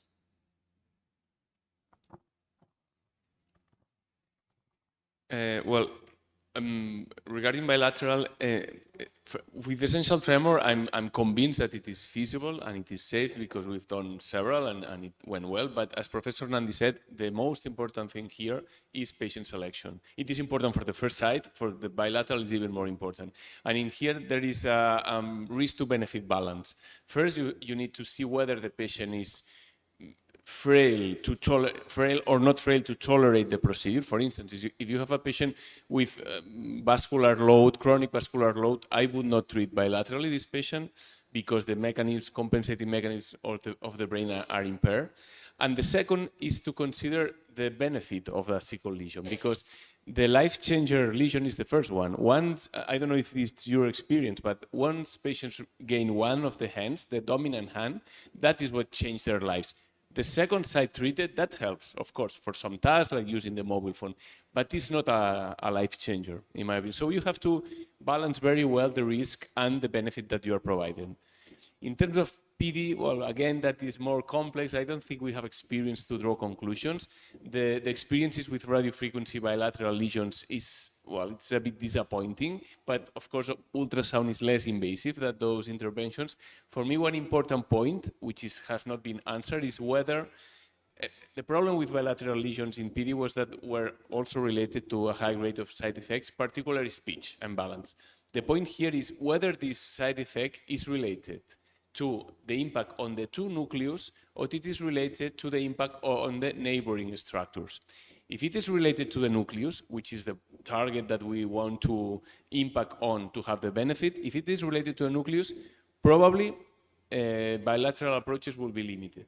If it is related to the neighboring structures, if we are able to do the lesion very well, properly, inside the nucleus without impacting the internal capsule, then in that case, I think the approach would be feasible, again, in selected patients, not in all patients. So we need to answer that question, which has not been answered so far.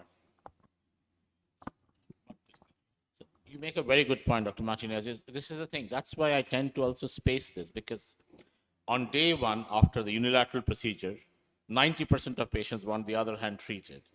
If you wait 6 months, many of them said, actually, I'm continuing with it.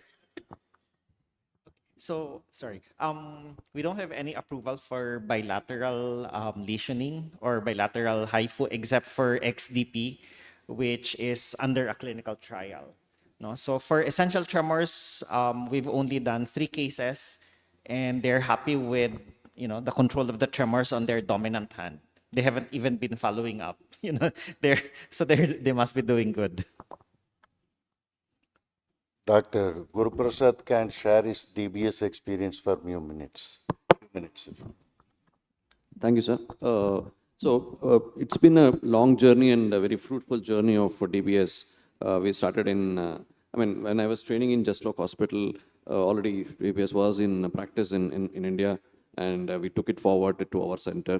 And we have learned a lot of new things. Like I said, we had issues with ST and DBS, good tremor control, good improvement in motor fluctuations, and on the off-course improvement, quality on, decrease in dyskinesia, everything was achieved.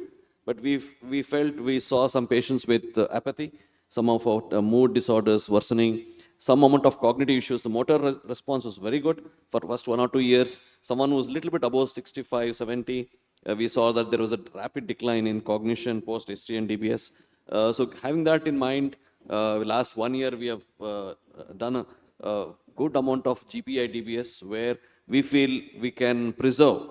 This is a too early experience, but we can preserve patients with mild cognitive issues, pre-morbid, or someone a little bit above 65. We don't want a rapid decline in cognitive issues. We can look for GPI targeting. That's much more neutral in terms of cognition. In terms of mood, also GPI scores over STN. So having said that, in terms of motor response, we can see that the response is almost similar to STN, except that the reduction in medications in GPI can't be rapid. So we need to be very slow, and we may not achieve that what we say before surgery, that we may be able to reduce 50% reduction in medication may not happen for maybe 6 months, 1 year, or it may not happen at all. So there may be very marginal decrease in medications, but in terms of motor response, we can be measurable or comparable to STN. So I think we've learned over the time that DBS does work very well for Parkinson's disease, but there will be issues in each patient. There will be a new challenge. Again, gait, speech issue is always a thing. So we've learned over years that we may not have to use the standard parameters in stimulation like 130 hertz, 60 pulse width. So now we have both Medtronic and Boston Scientific give that option of using low pulse width. You can go as low as 40 milliseconds, or we can use low frequency. So I don't use 130 hertz at all. We start with either a low frequency, someone who has more of akinetic rigid phenotype, or someone who has tremor. Starting from the initial program itself, we go up on the frequency, higher frequency or lower frequency. So 130 is just a baseline. So we adjust the frequency much more than the other things like pulse width or amplitude. So using that, like said, we have a patient who is a politician who has been trained to use his programmer in such a way that when he is speaking, he uses lower frequency, whereas when he is walking, when the tremors becomes predominant, then he uses a different group with higher frequency. So the patient programmer also is a very, very useful thing. So we empower the patient caregivers, patient themselves to use the programmer so that they can adjust the group's programming parameters so that they can function normally. So that way, the quality of life is preserved. You raise in your answer a very important point. I don't know. I'm very ambivalent about this. With experience over the years, I'm not sure the distinction that GPI is good for cognition and STN is bad. I have to say, I remain to be convinced. But the people believe that SNDBS kind of make the cognitive problems, and some of my patients also suffered. And also several genes are related with the cognitive deterioration. So I think we need to cautious, but I think the focus sound can be the initial step surgical procedures before STN DBS or GPI DBS. But the problem is, it depends on the healthcare system of each country. So every factor we need to consider together. And at the initial stage, you ask about the embryonic stem cell, and we will publish our data probably in this year. Our stem cell has 99.9% pure dopaminergic cell. So long time ago, when we are implanting the stem cell into putamen, many of the patients showed the graft-induced dyskinesia because of the mixture of the serotonergic cell. But if we implanted pure dopaminergic cell, we have similar the outcome from the American group. So there are two groups using the embryonic stem cell with pure dopaminergic cell. We didn't have any significant graft-induced dyskinesia, and the patient showed remarkable improvement.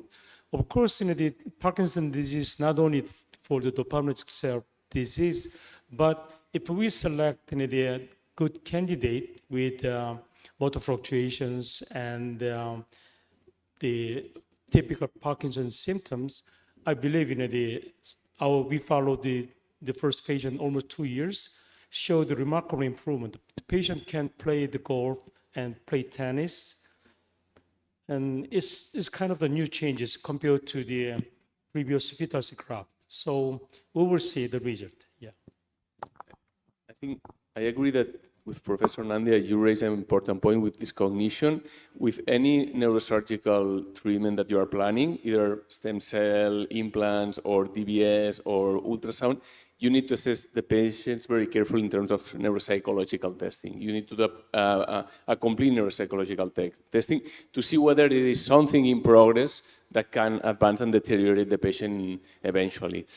We assess both for DBS and focused ultrasound the patients very carefully in that regard, and we have seen no change. Actually, with ST and DBS, the only consistent neuropsychological change has been verbal fluency. That's the only thing we see as well. And with focused ultrasound, even with the bilateral ones, although we only have 6 patients treated, neuropsychological testing was preserved. There was no change 6 months after the treatment. Of course, in the future, these patients, some of them are going to develop cognitive impairment because of disease evolution. But this is a very relevant point indeed. Yeah, all our patients go through a detailed neuropsych pre-op thing. What I'm saying is, in our experience, after 1 or 2 years of doing well in terms of motor, non-motor symptoms, especially in terms of mood, apathy, what we have seen also is patients, within first few months, 6 months or 1 year, developing significant apathy. They're very good, but their motivation levels are less. So all that made us feel that is there any way to overcome that? So that's the reason why we explored the thing. But there are various studies comparing STN versus GPI. In certain subset of patients, GPI is known to score, apart from the reduction in motor scores, both almost comparable. But when it comes to language, when it comes to, like you said, verbal fluency, or in terms of mood or cognition, the effect of GPI targeting as compared to vis-a-vis STN is definitely beneficial. So again, there are a lot of things going on. Debate is still on there. We are addressing very well about the motor complications of Parkinson's disease, but non-motor complications is also equally important. Anecdotally, we had a patient, Professor Srinivasan is here from KMCH. He assessed a patient, we have done the deep brain stimulation, he was doing very well, walking, eating, drinking. 10 years down the line, we changed the battery. And 2 years down the line, he'd gone into profound depression. He committed suicide. So I regret whether I would have done the correcting or not. But as you said, that the non-motor complications, apathy and depression should also be equally important for the patient's well-being.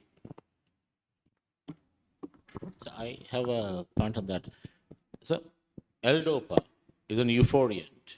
And patients who have been used to high levels of L-DOPA for a long time, you do an STN DBS, and particularly if you do it well, they really come down on that dose, 50% or more. And sometimes, we have involved our psychiatrists in advance, and they have said, okay, we will try and, so I wonder whether that's a strategy. It won't work for every patient, and especially if they're cognitively, have impediments cognitively, but it's a pure depression thing. Sometimes that has helped. I have last question. I have heard masters telling in few meetings, MRgFUS will replace DBS in future. Is it true? Do you agree with it?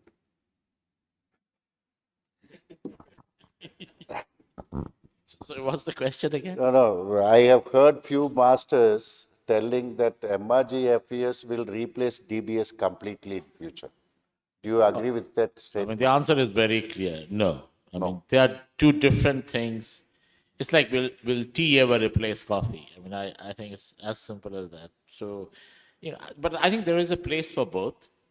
And, with aging patients, obviously a lot of the treatments, the conditions these things treat will become more common. And also gaining, even DBS is not that old. So we are learning, and you can see the technological modifications, directional lead, better image guided placement. And I think to what Dr. Martinez was saying, I'm not even sure that it's just enough to be in a particular nucleus, because our knowledge of how tremor, for instance, the pathophysiology of tremor and the pathways, I suspect there is more basic science to be done. And I think advances in those will feed advances in intervention. So we will always need our basic scientists. I think the clever thing to do is to work with them and then more inform how they should look at whatever. I mean, Ramon Cajal, without him, we wouldn't have done any of this. So I think it's, especially for brain disorders or thought conditions, I think we know very little. I mean, the heart is simpler. It's a pipe with a pump. So I think with the brain, I think we have, the more we know of the basic science and how we think, how we remember, how we work, our interventions will be guided. But in terms of technology, I think both will have a place for long term. The same opinion. I think there's a place for both in our treatment, in the treatment options. But as with the initial phases of DBS, it's very skill dependent.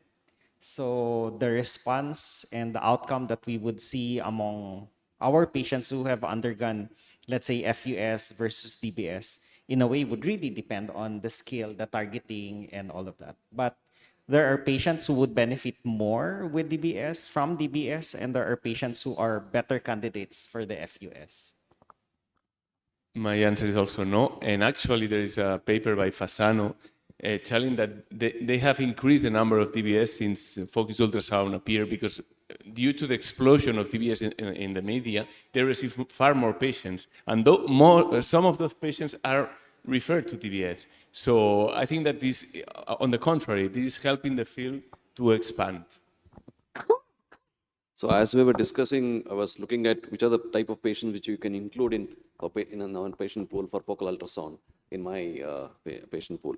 So one thing is, as I mentioned earlier, I couldn't convince any patients of ET for DBS. So those are the patients, if I want to go start focal ultrasound in next 6 months, 1 year, those are the patients who can include for focal ultrasound. Because one drawback in DBS is patients would have made up their mind, they don't want any invasive procedures. However eligible they are, they would have made up their mind, they're not eligible. So those are the kind of patients. So what happens with having different options, DBS, focal ultrasound, is that your pool of patients going for this kind of advanced therapies will increase. I agree with Dr. Martinez that the acceptance of DBS also will grow, because once they see the benefit, then they will accept the next procedure as well, cost apart. So that way, I think it will complement both DBS and focal ultrasound will complement each other in terms of taking the advanced therapy forwards. If there is no contributions from the audience, anyone wants to contribute anything? Yeah, please. He's Dr. Vamsi, DBS surgeon. Yeah, neurosurgeon. Mike, you come here.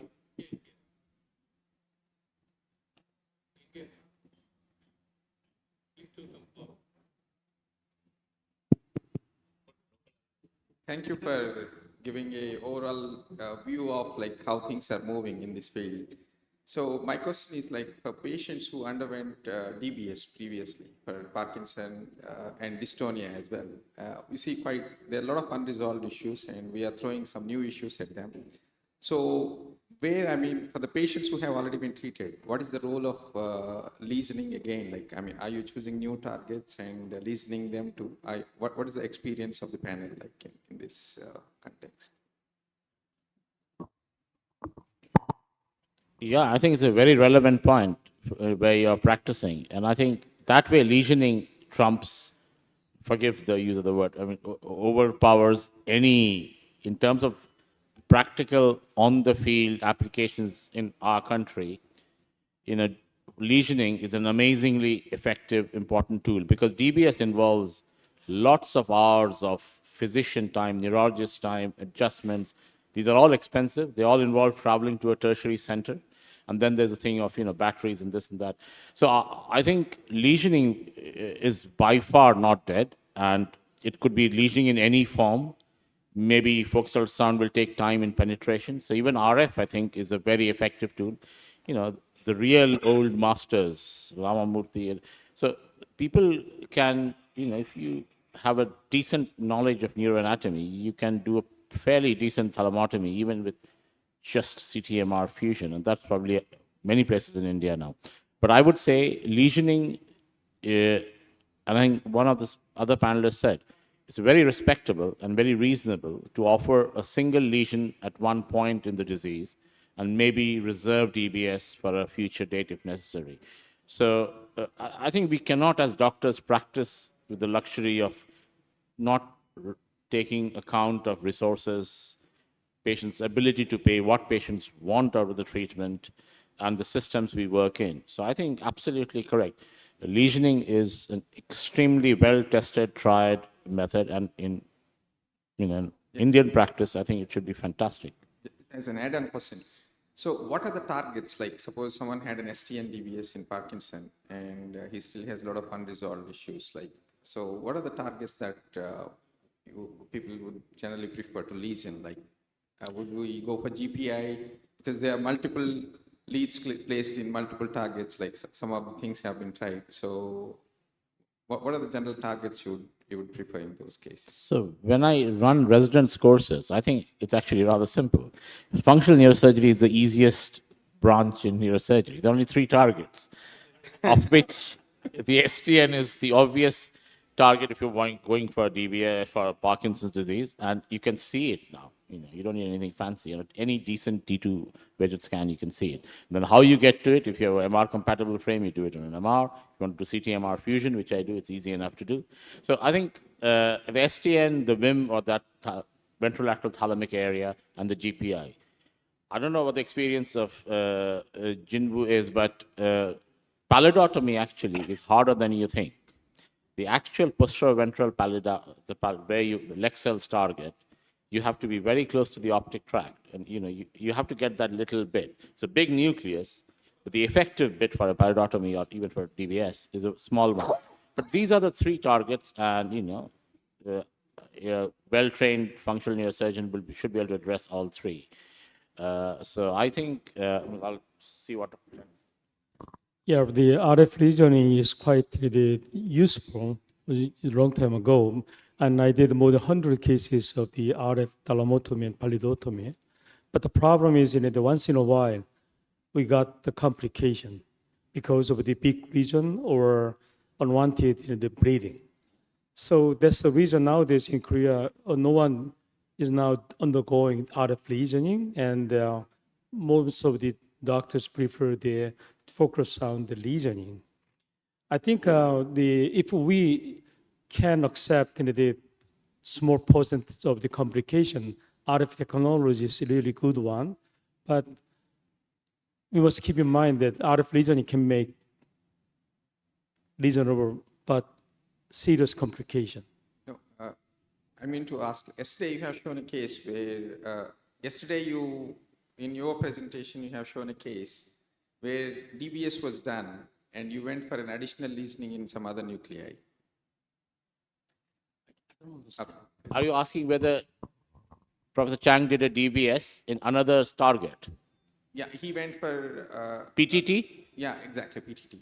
So how often, like, you would prefer for something like ST and DBS was done, you want to lesion in the pallidum or some other track? Anything else have been tried? I'm sorry that I have some hearing problem, but anyway, I think for focus sound, I combined the PTT and VIM lesioning for the treatment of the Parkinson's disease, but I'm not doing the pallidotomy anymore with focus sound because many of the Korean patients has the skull issues and difficulty with making the enough volume of the pallidum with focus sound. But PTT lesion is much easier to make and also show the remarkable improvement of the dyskinesia and the tremor with the VIM lesioning. So I think in our society, the people accept, the neurologists accept the treating Parkinson patient with dyskinesia and tremor.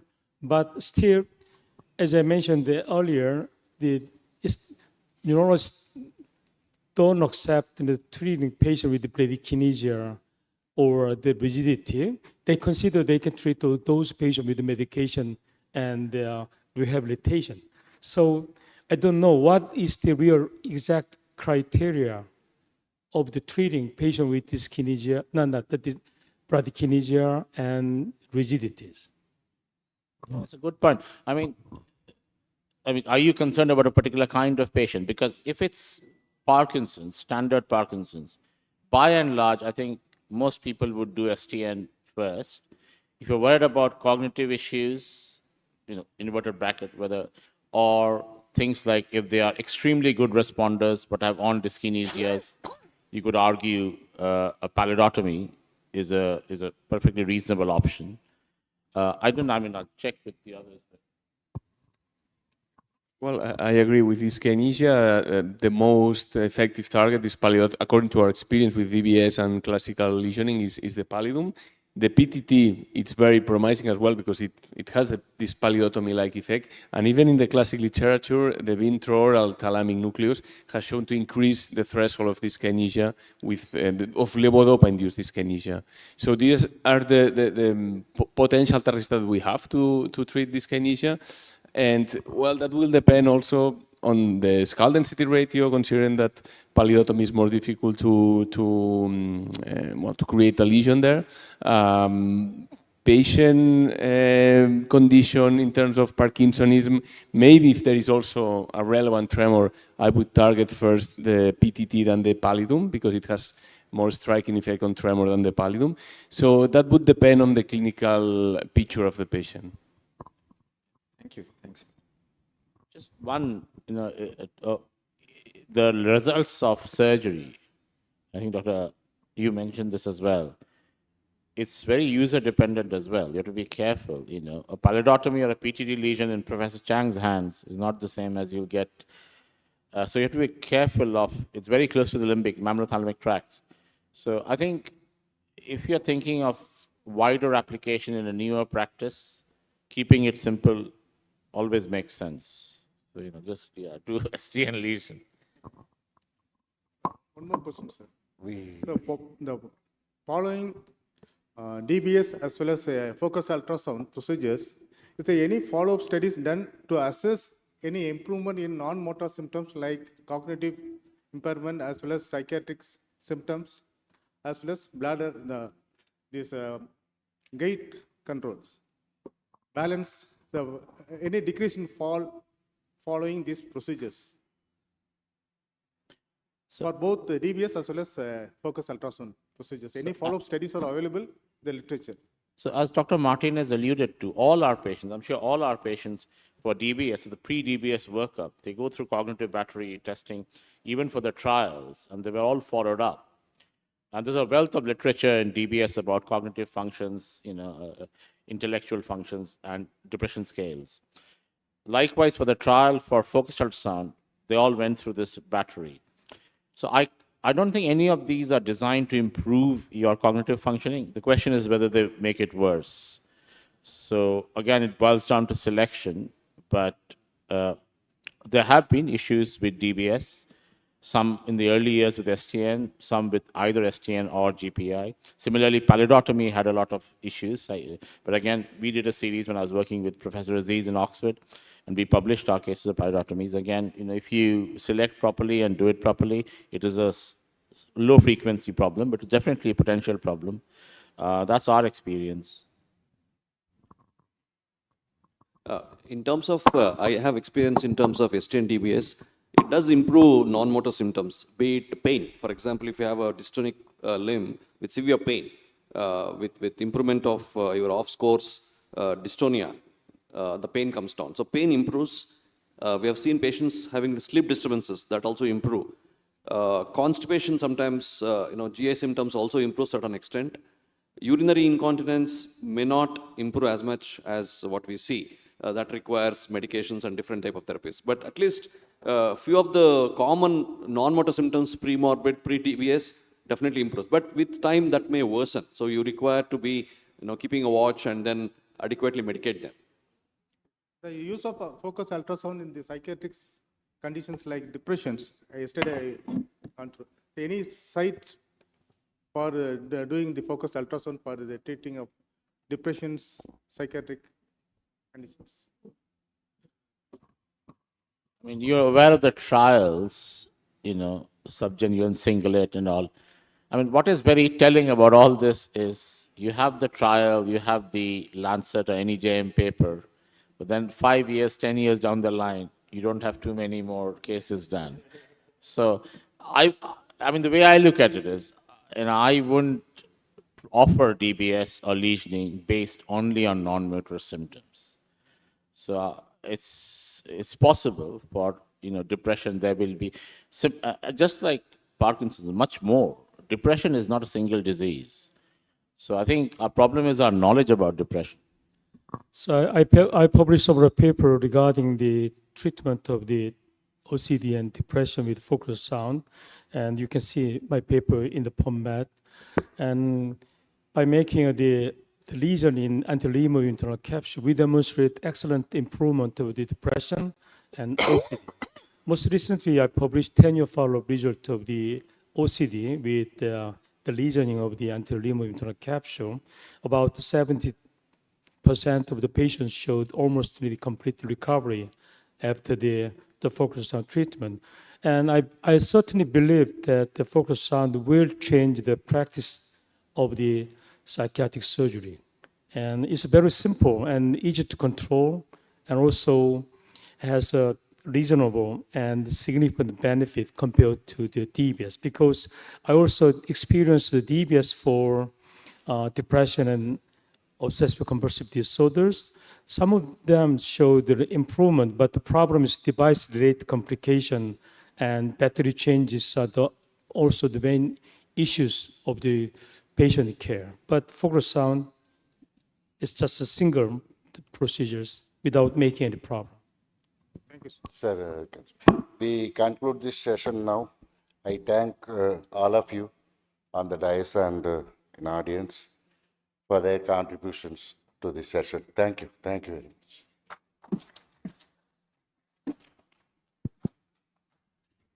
Now it's time to felicitate our chairman, Dr. K. Madheshwaran. I request Dr. Guru Prasad to give a memento to our chairman. Dr. Jayashree from KIMS Hospital. It is an unscheduled presentation. We'll take the dais for 5 to 10 minutes. Thank you.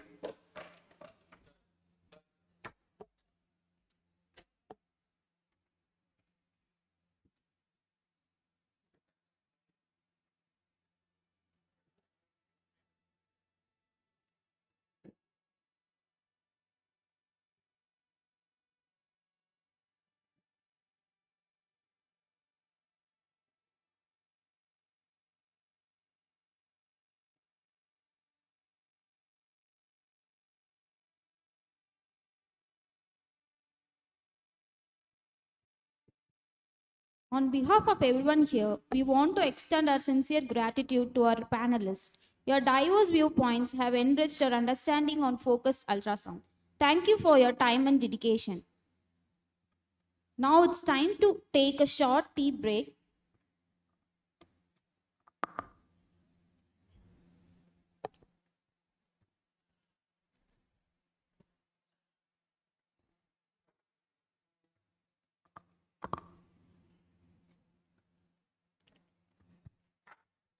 The only way to do great work is to love what you do. Now we request Dr. Jayashree, consultant neurologist and specialist in movement disorder from Krishna Institute of Medical Sciences, Hyderabad, onto the podium for the case presentation. We welcome you, ma'am. Thank you.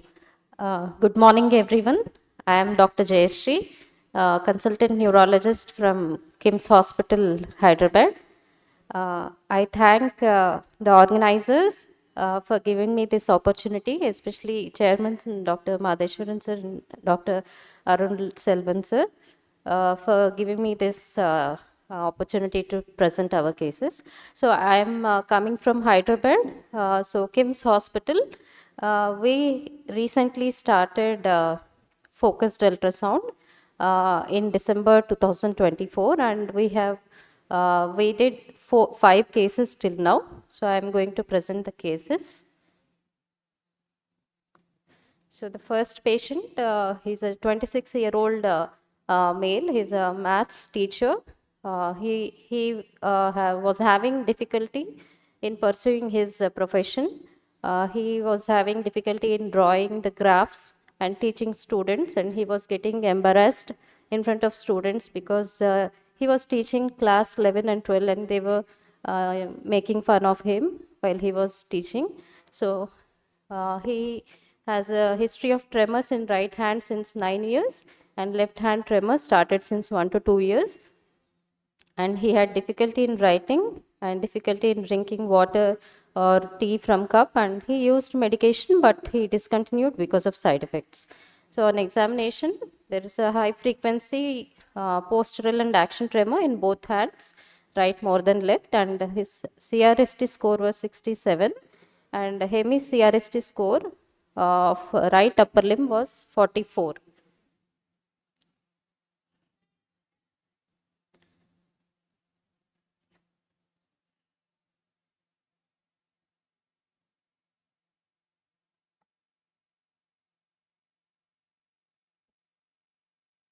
This is the spiral.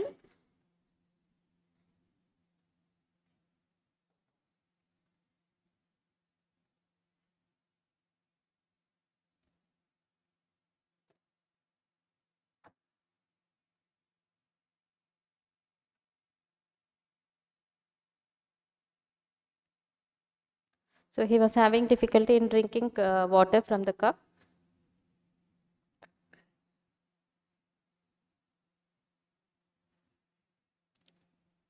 So for him, we did targeted VIM nucleus, and the SDR was 0.53, and he had a very good response. This is the post procedure.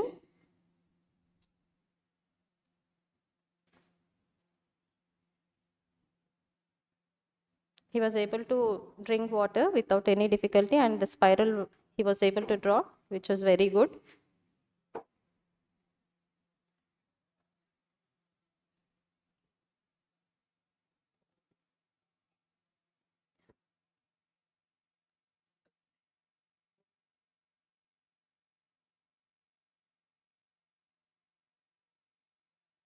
So this is the pre-procedure spiral, and this is the post-procedure.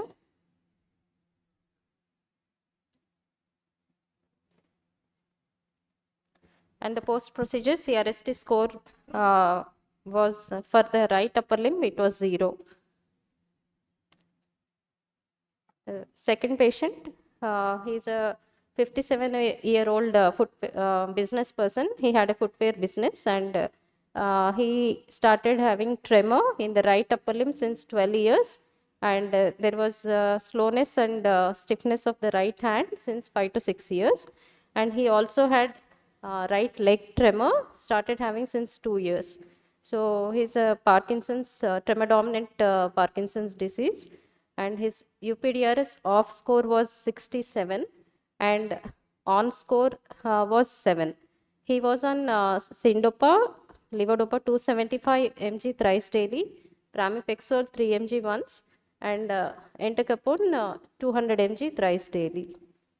He also had dyskinesias, levodopa-induced dyskinesias. So this is the pre-procedure. Here we can see patient is having right upper limb tremor and right lower limb tremor in off state. This is the right upper limb tremor.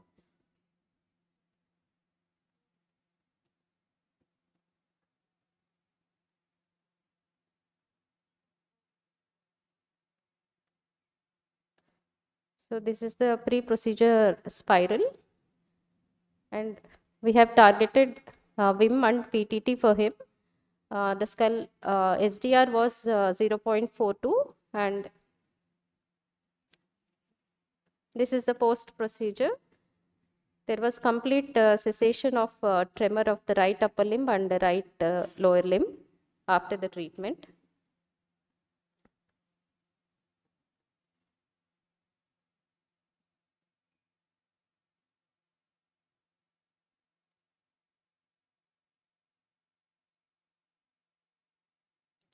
So there is no tremor after treatment. This is day 3 after treatment. So his UPDRS score before hemi UPDRS for the treated side was 30 before procedure, and after procedure it was 0. Coming to the third patient, he is a 76-year-old retired bank employee. He had tremors. He started having tremors since 15 years in both hands, and after 11 years of course, he started developing slowness of gait and activities. That is since 3 to 4 years.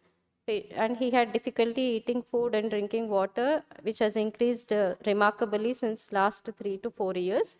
And he was totally dependent on his wife for all the activities because of the severe tremor. And for all the eating, drinking, dressing, shaving, and bathing, for everything. And he was on Syndopa, levodopa 125 mg thrice daily, and trihexyphenidyl 2 mg twice daily with inadequate response. The response was not very good, and UPDRS score was 82, and hemi UPDRS for the right side was 34. CRST was 102, and hemi CRST was 58 for the right side. So this is the pre-procedure tremor involving both upper limbs. He had very severe tremor, which was disabling for him. And he was not able to drink water without with one hand, and he used both hands.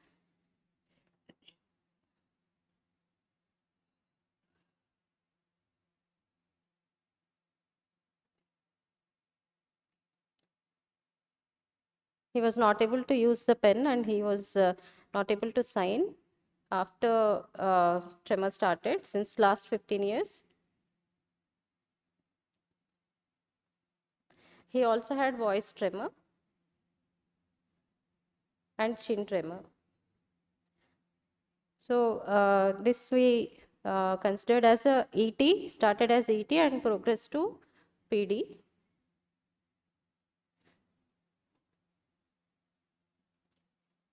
So for him, we have targeted VIM and PTT, and his SDR was 0.59. And post-procedure, this is the spiral. He was able to draw spiral. This is the pre-procedure spiral, and this is the post-procedure spiral. And he was able to sign for the first time after 15 years of suffering from the tremor. And he was able to drink water without any difficulty.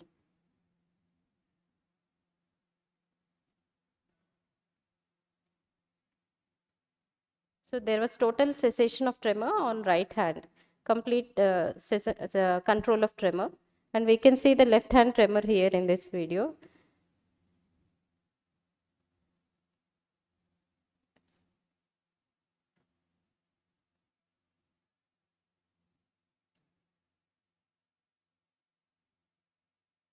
the hemi-CRST for the right hand, right treated side was 58 before, and it was totally 0 after the procedure. So the fourth patient, he's a 70-year-old businessman. He was Dubai based, and he was suffering from essential tremor since 30 years. And he had difficulty in eating food and drinking water and all other activities. And he was not able to type on the keyboard. And he used both hands to eat food or drink water. And on examination, patient had bilateral upper limb postural action and intention tremors.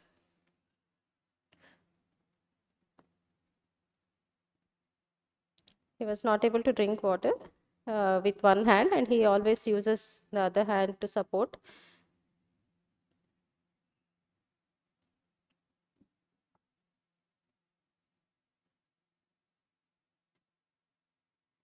So he had severe tremor. So for this patient, we have treated VIM. The target was VIM, and SDR was 0.47. And his CRST, hemi-CRST before treatment was 51, and after treatment there was complete cessation of the tremor after treatment. So this after treatment there was no tremor on the right hand.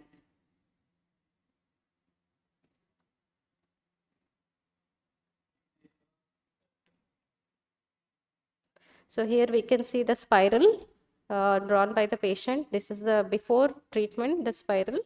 He was not able to draw. And this is the after treatment, immediately post treatment. This is the spiral.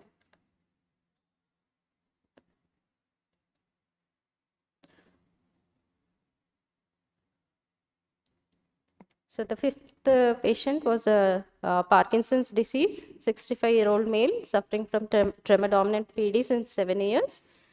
And along with tremor, rigidity and bradykinesia, patient had severe freezing in off. And his UPDRS was 84 and hemi-UPDRS was 34 for the right side. So this is in off. He couldn't get up, and he need 2 persons to stand up and walk with freezing, severe freezing. Now he has frozen, and he had freezing while turning also. Here we can see the right upper limb tremor. For him, we gave the first choice as DBS, but they were totally against going for DBS. They have consulted many neurologists in the city, and finally they wanted particularly to go for focused, because they did not want the external device and all. So for him, we have targeted VIM and PTT, and SDR was 0.52. Post-treatment, there was a complete control of the tremor along with rigidity and bradykinesia, and also his freezing and axial symptoms were also better. After the treatment, he was able to get up without support, and he was able to walk independently. So the hemi-UPDRS was 38 before treatment and 0 after treatment. This is after treatment. There was a resolution of bradykinesia, rigidity, and he was able to walk, and there was no freezing. This is off medication. This is the immediate post-op day, and the next day he was able to get up and walk without any support. So I have presented this poster yesterday at our national conference, Movement Disorders MDSI Con at Varanasi, which is going on. So this is the summary of treatment. And coming to side effects, there were very few side effects. 2 patients had ataxia, gait ataxia, which resolved within 1 week in one patient, which for other patient it was persisted for nearly 1 month. And the first patient had nausea and hand paresthesias during the procedure. After the procedure, there were no side effects for the first patient. And the third patient had no side effects at all. And the last patient had involuntary movements of right upper and lower limb and drowsiness, which persisted for around 3 days. And after that, they resolved completely.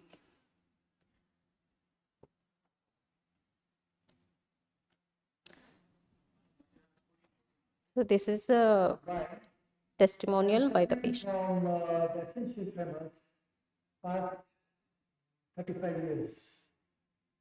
And I've been facing a lot of difficulties in day-to-day life, like drinking water. Drinking water is again, a nightmare. So I have to use both the hands. Eating food, I have to use both the hands. Writing also, it becomes very difficult for me to write. I was approached by Kim's team, and based on the conversation with them, I was very well impressed. While going to the operation theater, which is in medical terms called OT, I was treated like a celebrity. So that was the reason, I would rather say that, while climbing the mountain, initially, we had to climb the cliffs, the small cliffs, where you will find a lot of hurdles and teething issues. After the procedure, I was able to write properly my name and do the circles, and plus I was able to take the tea, and I was able to shave as well. All right, so I'm quite happy with the procedure. When the procedure was completed, Dr. Manas, Dr. Gopal, and Dr. Jayashree has taken personal interest, and they were there all the time and watching my progress. And I would thankful to the management, right from the management till the cleaners. They have done a fabulous job, and I'm really grateful to this team.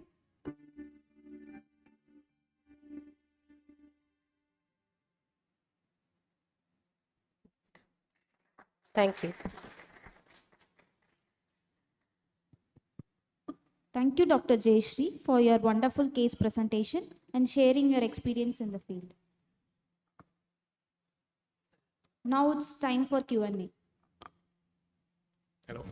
Thank you and congratulations for the presentation and the outcomes of the cases. I have two comments. The first is regarding the first patient. What diagnosis had these patients? Because it's unusual with 26 years of age to have essential tremor, for instance. And also because can you go back to the video? Can we see the video again? Which patient? The first one. Yeah, the young patient. Okay, because by watching at the video when the patient is writing, you see that he acquires an abnormal posture that can also be a sensory trick to avoid tremor, right? But in pure essential tremor patients, it's not usual that they, this video, you see? Even here you can see this abnormal posture. Maybe he does it to compensate for tremor, but it's unusual in essential tremor. The sensory tricks usually don't work. So was the diagnosis essential tremor? Does it have any dystonic condition? He also had other features like the tremor was more during stress. Okay.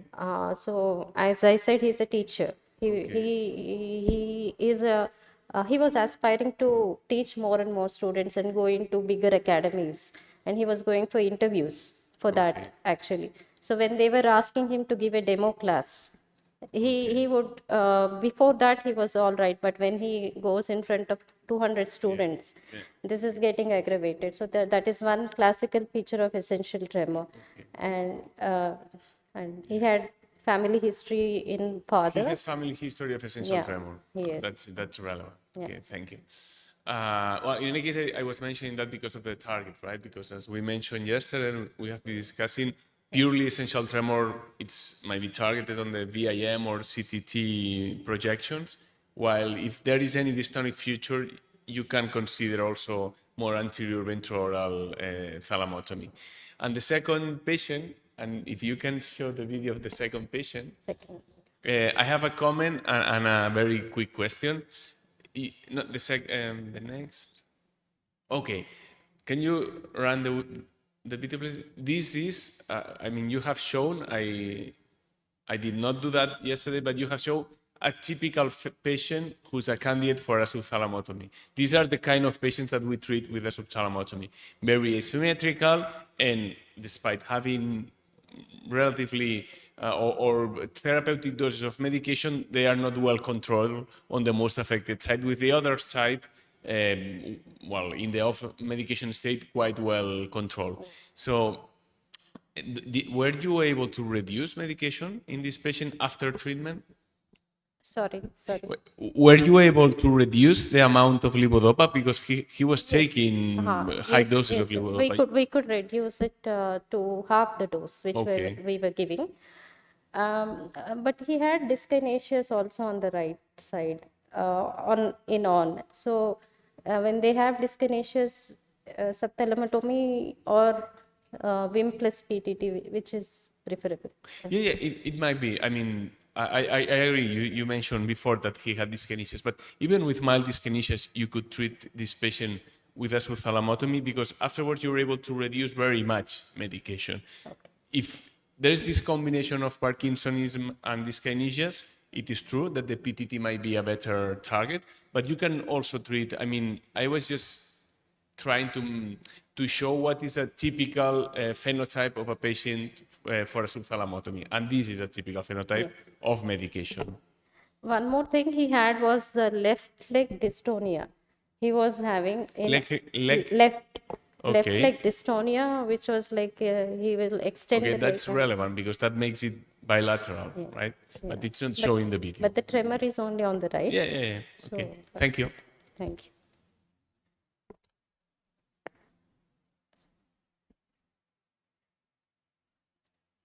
So thank you, sir. Thank you for giving me this opportunity to present.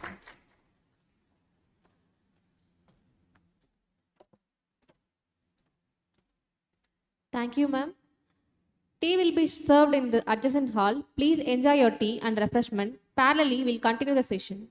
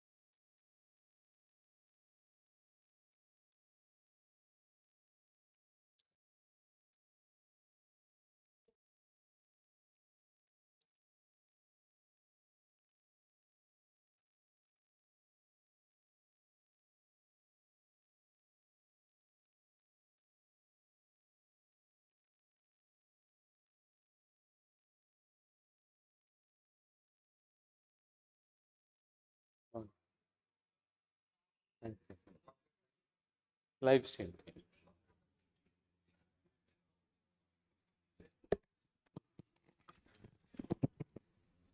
Beloved ladies and gentlemen, we are now at this most awaited moment of this day, the special live streaming session of magnetic resonance guided focused ultrasound, broadcasting to you live from Royal Care Hospital. We are delighted to have you to join with us for this groundbreaking demonstration on non-invasive medical innovation.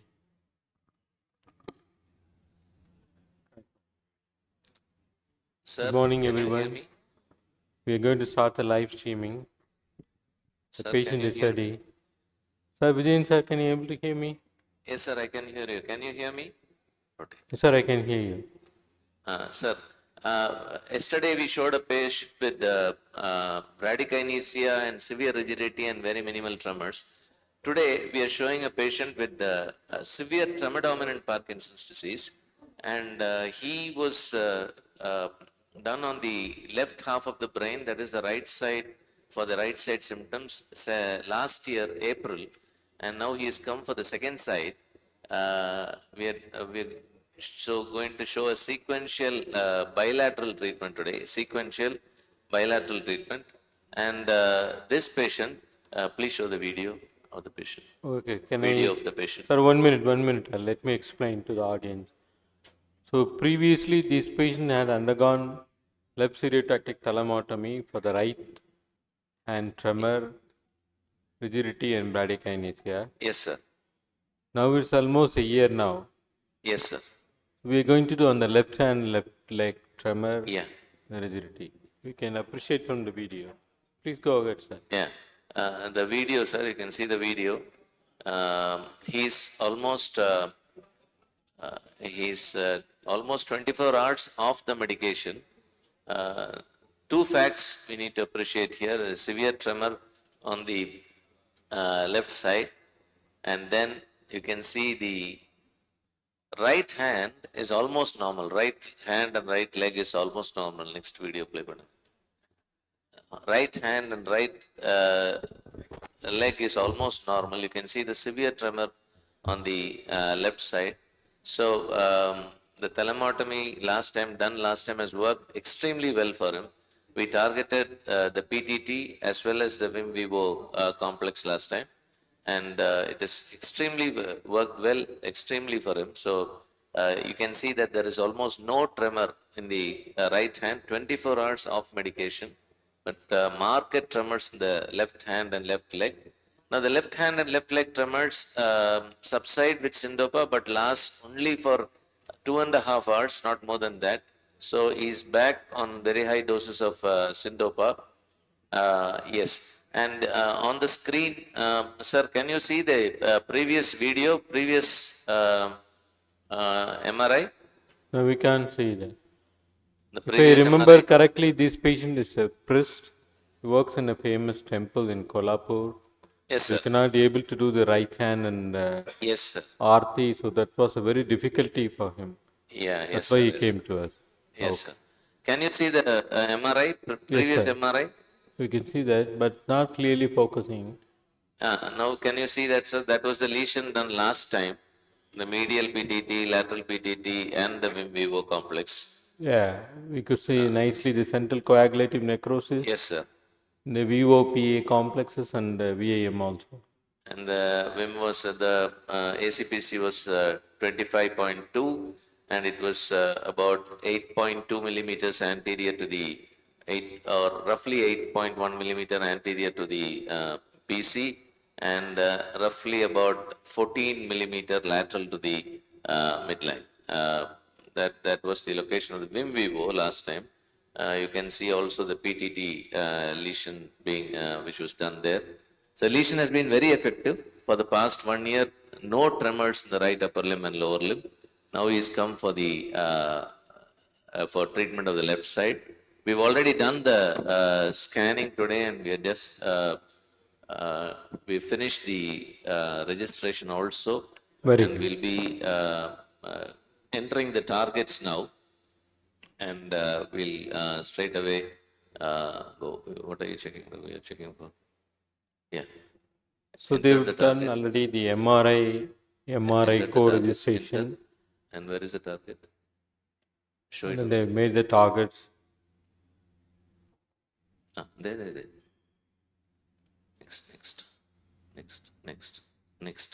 Next. Here. Next. கீழே வரணும். ML9. 11.1 and minus 1.5. Please enter. And you will see that. So now we are targeting where? Can you please explain to us? We are targeting the medial PTT, sir, now. I think you'll have to enter it again. We are targeting the medial structures of the pallido-thalamic tract. Medial PTT. Take it up fully.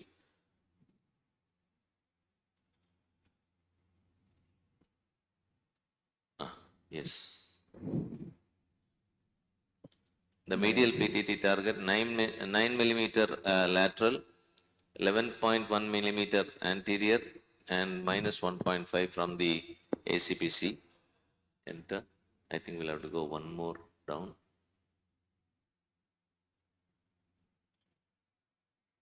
Treatment போனதா தெரியுமா? ஆமா, treatment போல. Did you go for treatment? இல்லை, type பண்ணிட்டு தான். 1 minute. Protocol போட்டீங்களா? இல்லை, protocol போட்டாச்சு. மெம்பரிங் எல்லாம் பார்த்தாச்சு. The database is being uploaded.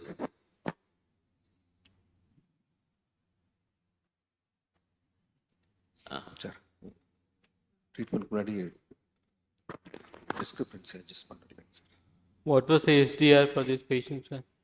0.55, sir. The skull score is 0.55. You can see it on the screen. 988 elements on. And then we're going to do the, sorry, we missed out on one step. We'll have to locate the transducer now. Locate. We're going in to change the position of the transducer. Yes, sir. The SDR value is in acceptable range. It should be 0.3 to 0.7. So it's 0.55A.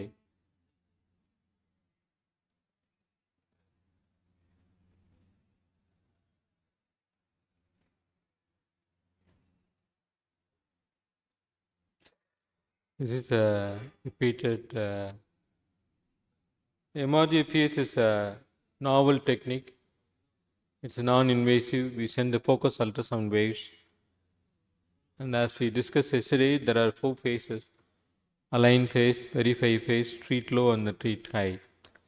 In the align phase, we'll give a small zonification to see whether there is any side effects, to locate the size of the lesion, and also MR thermography will tell you the location, temperature, and the shape of the zonification. The next phase is the verify phase. We will assess clinically to see if there are unwanted side effects, undesired effects like sensory loss, weakness, or any other issues. Then once we are satisfied, we go for the treatment low, which will cause us a lesioning. We go for higher, treat higher to do the permanent lesioning. We'll be constantly checking the patient on the couch in the MRI couch to examine them to look for the desired or unwanted side effects.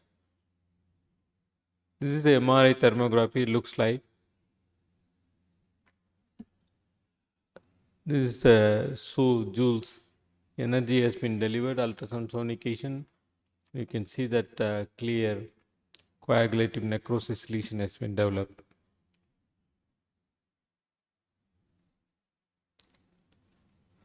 This is general. The lesioning surgery is coming in a big way now after the MR guided focus ultrasound.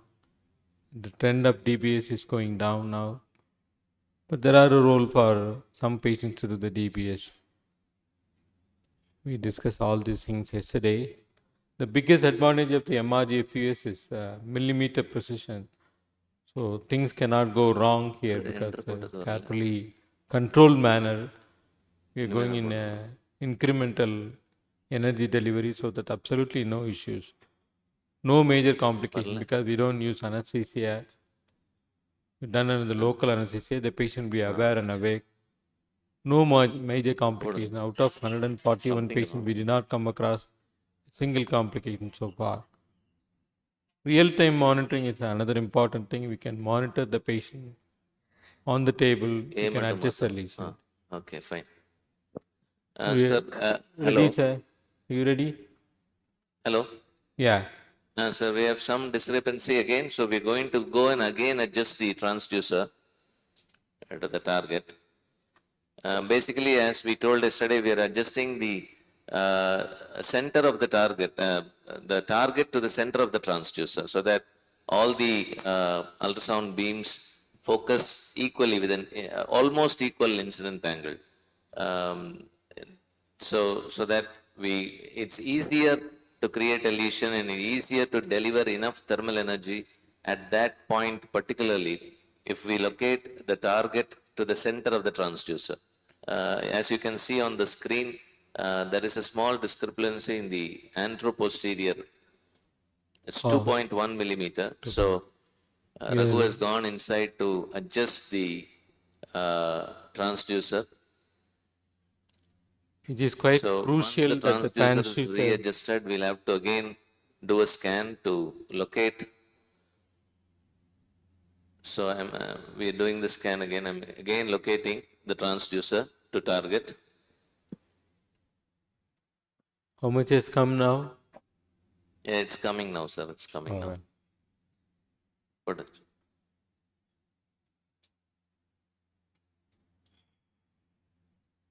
You will get it in a few seconds. You will see the.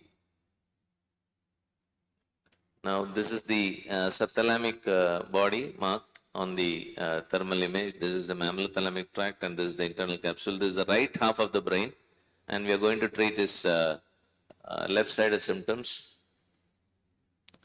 The scan is on. Okay. Initially, we have done for right hand and right leg of the left thalamus. Now we are focusing on the right thalamus for his left hand and left leg tremor.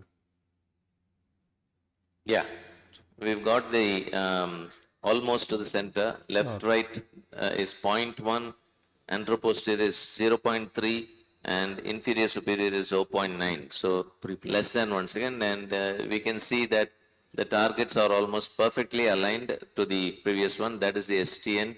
This is the mammillothalamic tract, and this is the internal capsule. So we're going, proceeding with the treatment.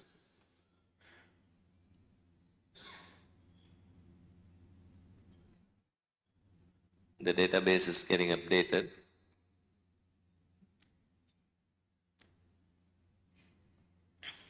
Okay. The SDR is 0.55, as we already told you, and the target is nicely placed now. So now we are going to start the sonication. We are going to start the sonication. We're going to start with 3000 joules. Last time we gave him 3500 joules at this level. These are all the things. 3000 joules. We can see that how much time we are going to deliver. We've started the first sonication, alignment sonication. Okay. The first sonication has been started. Yes, sir. We'll see how it goes.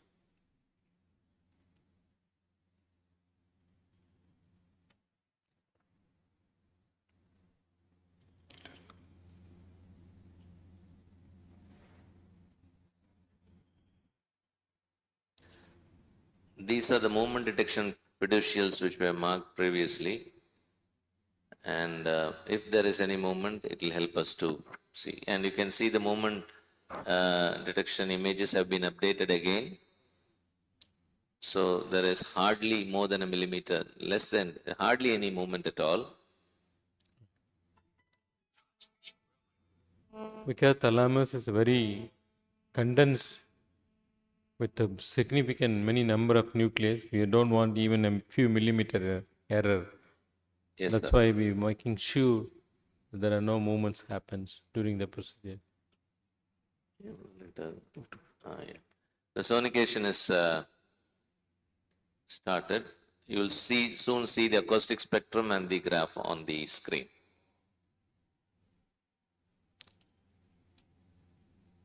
We are expecting the temperature between 41 to 48. Almost. We already got 49. 49. Last time we didn't get this. With 3500 joules, we got only 46. Slightly exceeded. That's okay. You can see that this tremor is almost subsiding there on screen. Let me verify that by going inside. And let's verify the target. The target is slightly a little lateral. We would prefer to correct this. Again, like yesterday, we'll go to the target and correct half of it, a little more, less than 0.5. The thermography shows slightly lateral to that circle. So we'll be readjusting that to bring it more in the central point. In Pakatli, come close to 0.3, we'll accept this. And I feel that we should also move the target slightly. We'll move it a little medially, 8.5. Right, 8.5. And we'll do an alignment sonication again with the same amount of joules. We'll go to coronal and we'll SI, sonicate. We did not increase the joules. Same amount of energy we are delivering. So we got 49, that was a little high for alignment. Yeah. So we thought we'll give the same amount of joules now. So same amount, slightly medially now.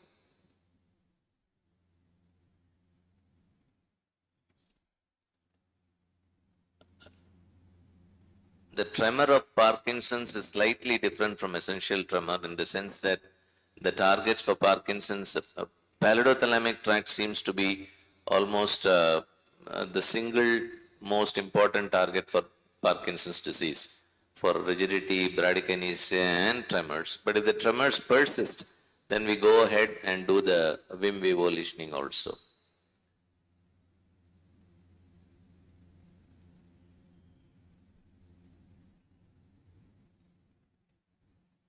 அதை focus பண்ணுறீங்களா?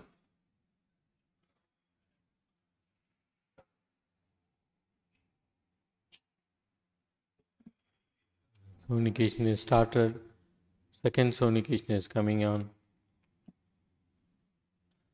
Yeah, the machine has stopped the sonication at 46, average 46. I don't know why it didn't do that last time. Usually, it doesn't allow it to go beyond 46. By default, it's not allowing to exceed the temperature within the range. So already we crossed the temperature. We'll go for the verify phase. They reduce the, we got a split spot. That's okay. Now, superiorly and inferior again, we are slightly going superior, so we want to come inferiorly a little bit. The center of the spot is again going with the RAS coordinates 8.5, 8.9.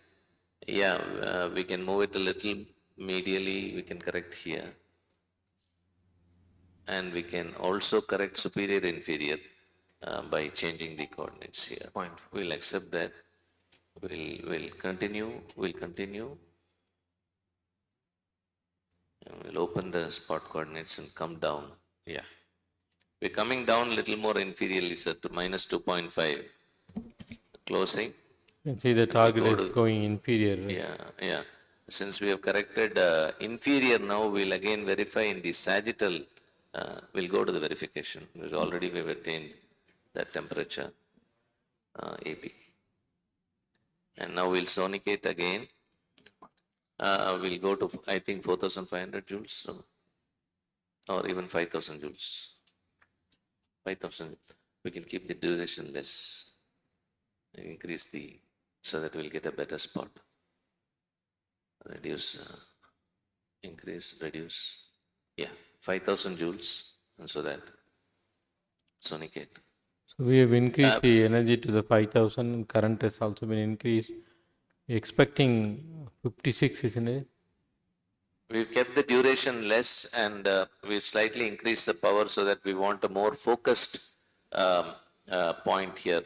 We had this discussion yesterday also, and we've also had the same experience. When we keep on increasing the duration rather than the power, we get a larger lesion. A lesion becomes very large. But if we want to get a focused small lesion, then it's better to keep the power a bit high and the duration as low as possible. Here we have still kept it at 11 seconds.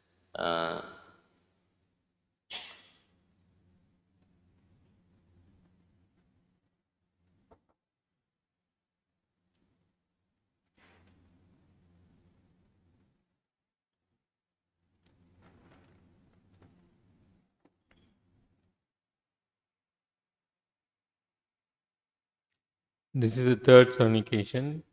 Yes, sir. We'll examine the patient once the sonication has been Yeah, done. yes, sir. Okay.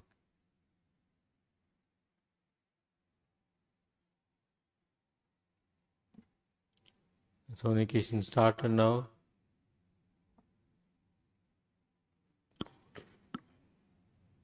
I think we touched 50. We've crossed, we've reached 52. We reached the 52 degrees Celsius, so machine automatically Remember, I stopped there. We're stopped going the in further to check the sonication. patient.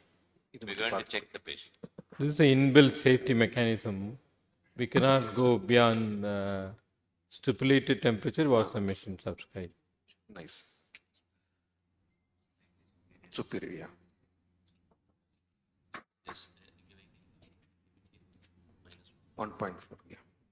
So still our lesion is little bit above the ACPC plane. Center of the lesion is minus 1.5. So clinical examination, Vijay will say Event in sight. the tremor, rigidity, bradykinesia, all components will be seen. Now we're going to see that. We already got a lesion, sir. Ah, very good. The tremor has come down markedly, but still there.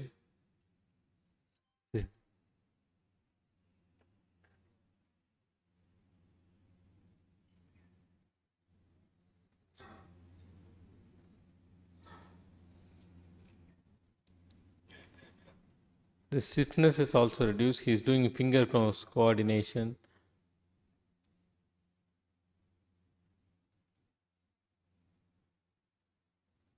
Tremor is already reduced by 50%, but still the leg tremor is there.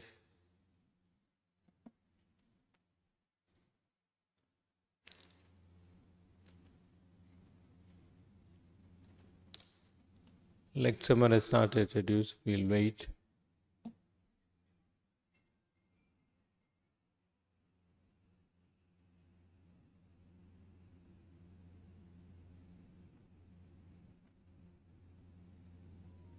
So we'll move on to the treat low phase.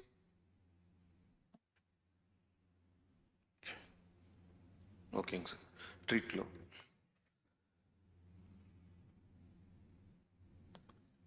Bye. Vijayan, can you able to hear me? Yes, sir. Can you hear me, sir? Yes, sir. The hand tremor is almost gone. That's correct. It's 80% gone. He says 100%, but for me, I thought it was 80% down. The leg tremor has decreased, but still present. Now we got a lesion. We got to make it slightly bigger, and We so got we the are lesion. sonicating again now. So what's your strategy for the leg tremor now? Hand tremor is markedly improved, but the leg tremor is still there. Yes, sir. I think we need to go to the Vim Vivo also, but first let us make a bigger lesion here, and then let's finish the lateral target also, Okay. and then we'll go to the Vim Vivo. This would be the last sonication in this target. So we'll get a bigger lesion.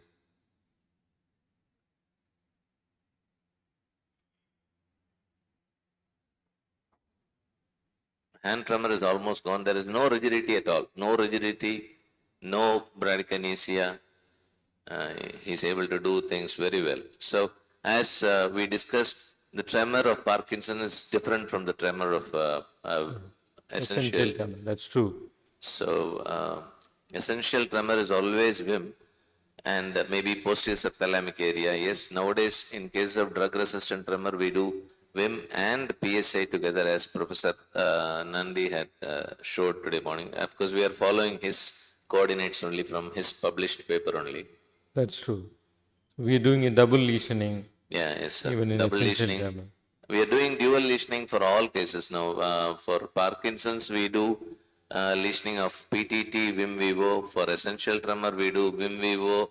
And Raghu has stopped the sonication as we reached an average temperature of 55 degrees here already. And you can see that the leg tremor has also disappeared. Can you focus that? Please focus the leg tremor. Can you please focus? The leg is on your screen, I believe, sir. The tremor has stopped, and we've got a very good lesion. We'll see the accumulated dose. I'm going into. It's a video going on. We can't see the video.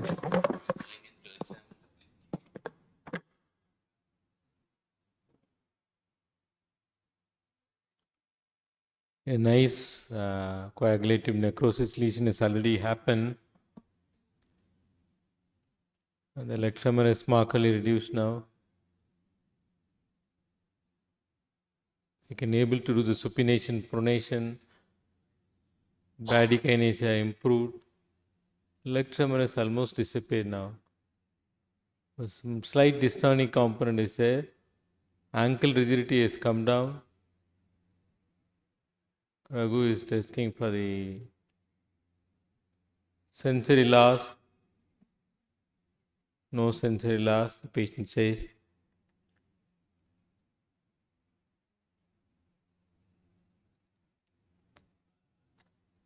We are not only testing for the clinical movement improvement, we are also testing for the side effects also.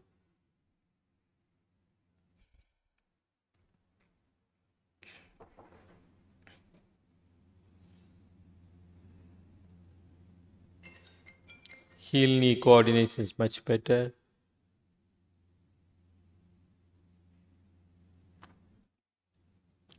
Mild component of the leg tremor is coming. The leg tremor has also gone, but it's again reappearing. The leg tremor is disappeared and it's reappearing. The hand tremor is almost completely gone. Yeah. We are now going to the lateral target, 10.5. Since the upper limb tremor has improved, lower limb tremor has not markedly improved, so we are moving the targets towards the lateral side. We go to verify straight away. Verify. I think we'll give 3,500 joules. Yes, sir. 3,500. 6 11 seconds. 3,500. Apply. Accelerate. Actually, we're just quickening the process, sir.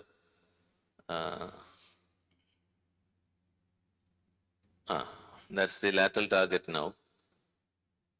Okay, sir. We're straight away going to verify because we know that the alignment is okay, not that bad. So,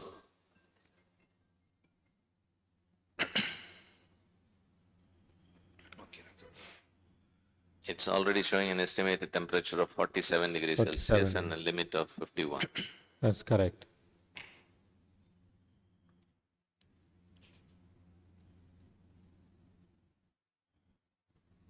Again, a movement detection scan is being done. Every time the system keeps on performing movement detection images and to detect the movement, it's updated and no significant movement again, no movement more than a millimeter.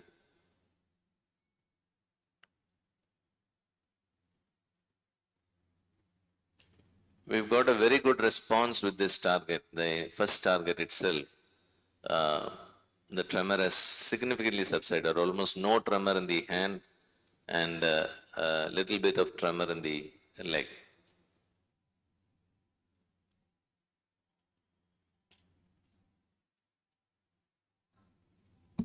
Sonication started. You can see a steep rise. 50.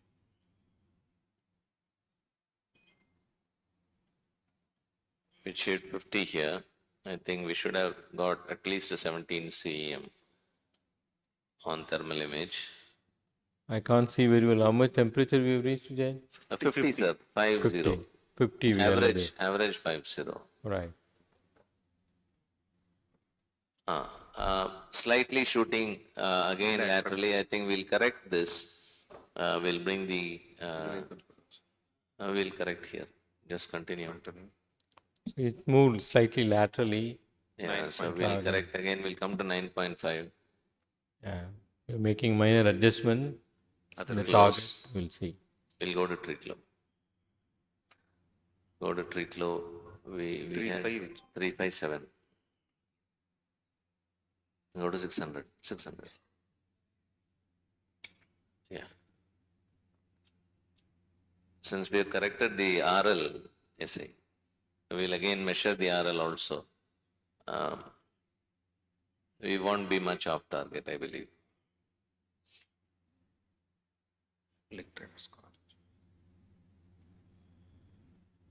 Shall we do one thing? The estimated temperature is showing at 60, so I'm stopping the sonication. Raghu, shall we increase the duration? Please increase the duration and reduce the power. We'll keep. Yeah, 18, so that 18 and reduce the power. That'll do. Please apply, so that we have adequate time to stop the sonication if the temperature exceeds thresholds. As the temperature shows more than 60, he stopped it and he reduced the joules. Because the estimated is showing very high, so we thought we'll give some time. 11 seconds is too short a duration for us to react. So 18 seconds, we'll have some time to react and stop the sonication, if necessary, manually.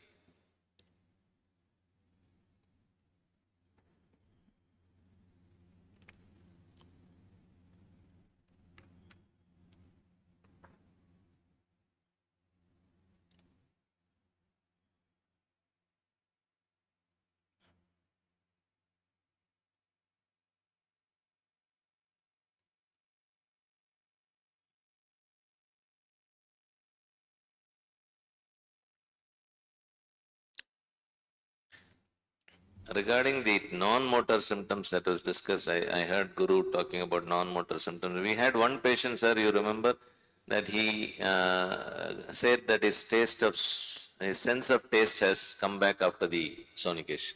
Yeah, yeah. I remember that he lost the taste sensation. He has been very consistent with that. He's saying his taste has definitely regained his taste. I don't know, I can't explain that, but that is our observation. Yeah, Professor Chang was explaining yesterday, he also had a similar patient. The taste sensation is gone, not regained. We have achieved 52 degrees average. So we'll go in again, check the patient. Before that, we'll also see the spot. Yeah, I think it's perfect now.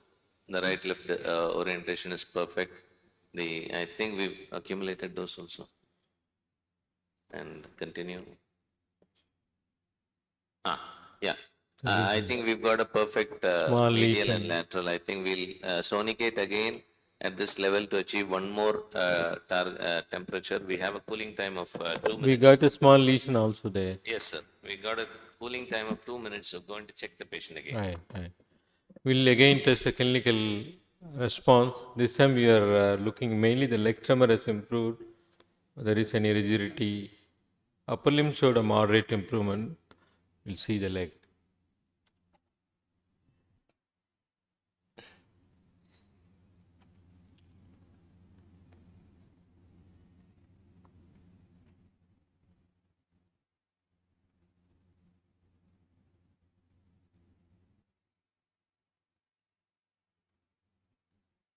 There is a tremendous improvement in the leg, but it started reappearing.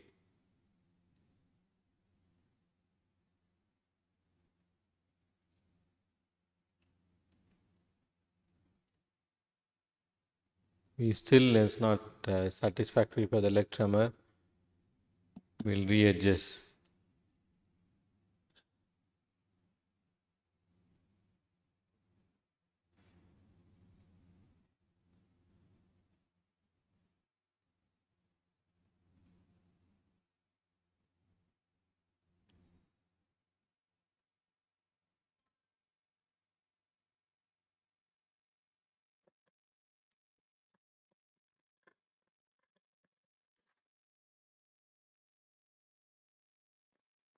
Again, the leg tremor persisting, sir. Yes, hand tremor is completely dissolved, but we are going to make One more. a bigger lesion, one more lesion at the same level. That's correct. We go for 12. The leg lesion is not responded, so we are increasing the joules. Yeah. And then the power, Okay, sir. duration, to give a higher current to make a lesion bigger. Because 55.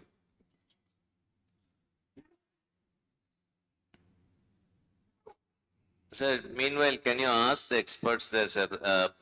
We've seen many times while on clinical examination, there is no gait disturbance after the lesioning. Immediately after the procedure, there is no weakness. But 2 days, 3 days into the procedure, then the patient, after the procedure, patient complains of mild weakness, mild ataxia. Is it only the edema or is it due to the growth of the lesion? Should we be concerned about it or not? We don't have many faculties. They all gone to their rooms.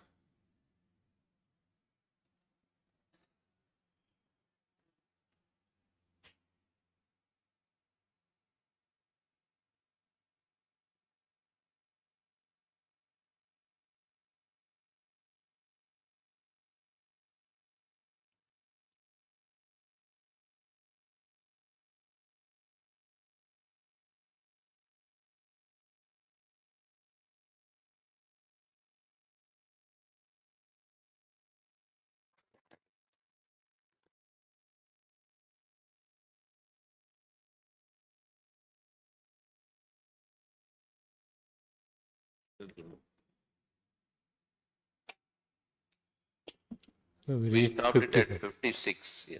56. Oh.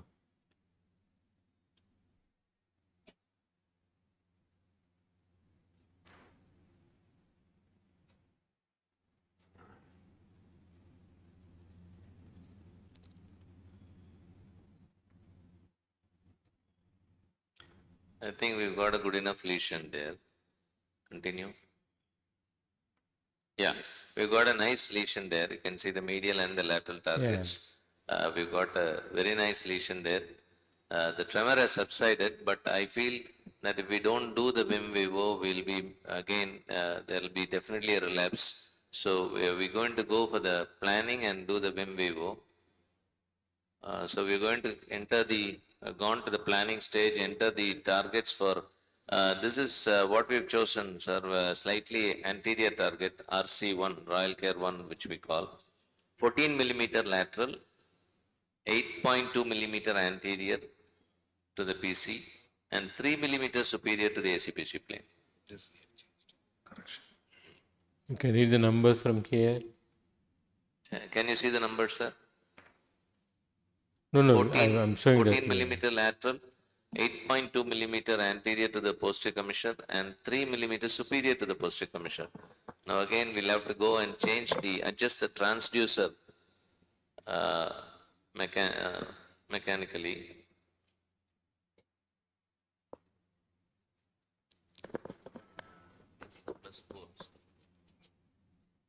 This is the internal capsule, and we are moving the target more laterally and inferiorly because the leg tremor control is not satisfactory.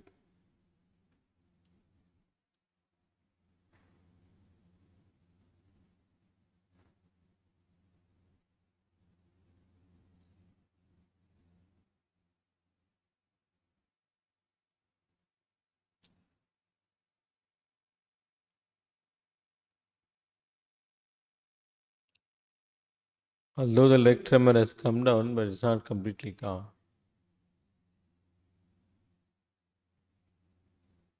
That's why we are choosing the VO, ventrooralis nucleus. We'll give a sonication in that target.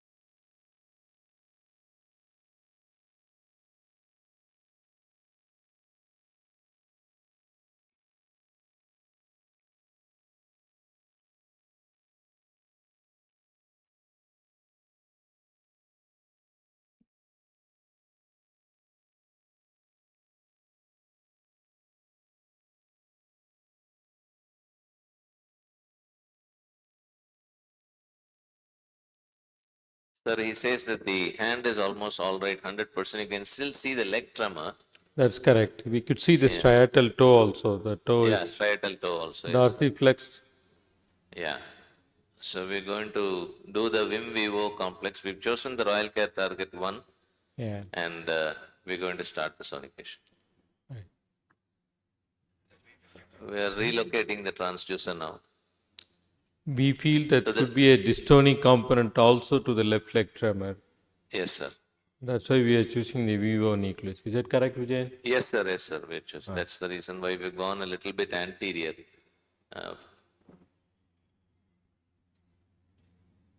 So choosing the target is not blanket one. We choose for each individual patient depending upon their requirements, symptoms and signs. We adjust the target. That's very important.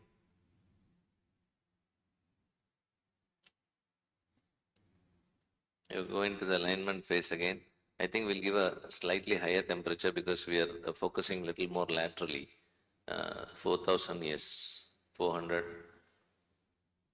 When we go away from the midline, we may not get enough temperature, so please sonicate. Yeah.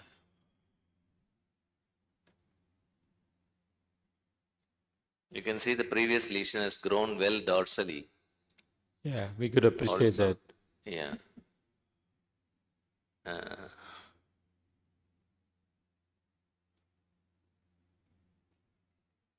Code கொடுக்கணும். Tools. வரல.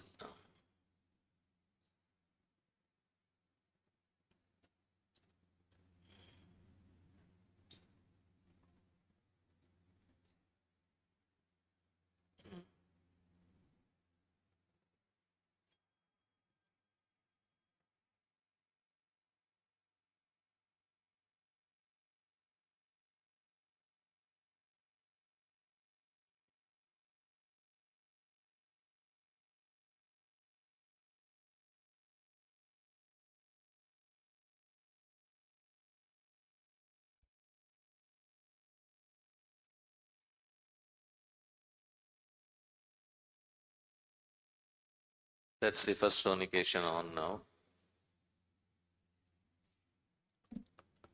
Sonication started now. We'll see the temperature, how much it delivers. Automatically the machine has stopped the sonication because the temperature exceeded threshold, average temperature, it's gone to 47, that's fine. Anything less than 50 is okay. We'll check the alignment.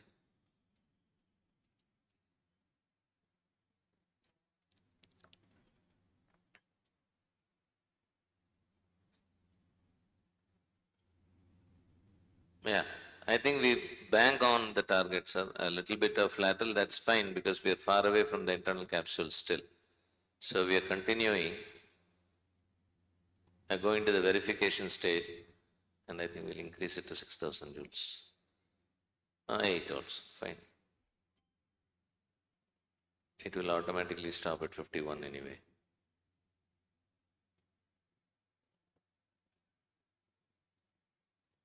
Sonicate.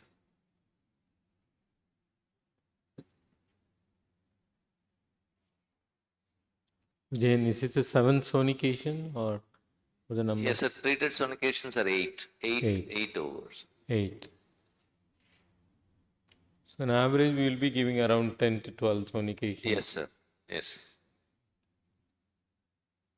So that we finished 3 targets, 2 PTT target and 1. Sometimes we may require 1 or 2 Vim targets also. If we are not satisfied with a single Vim lesion, we may, or a single large Vim lesion, we may go to one or 2 more Vim lesions.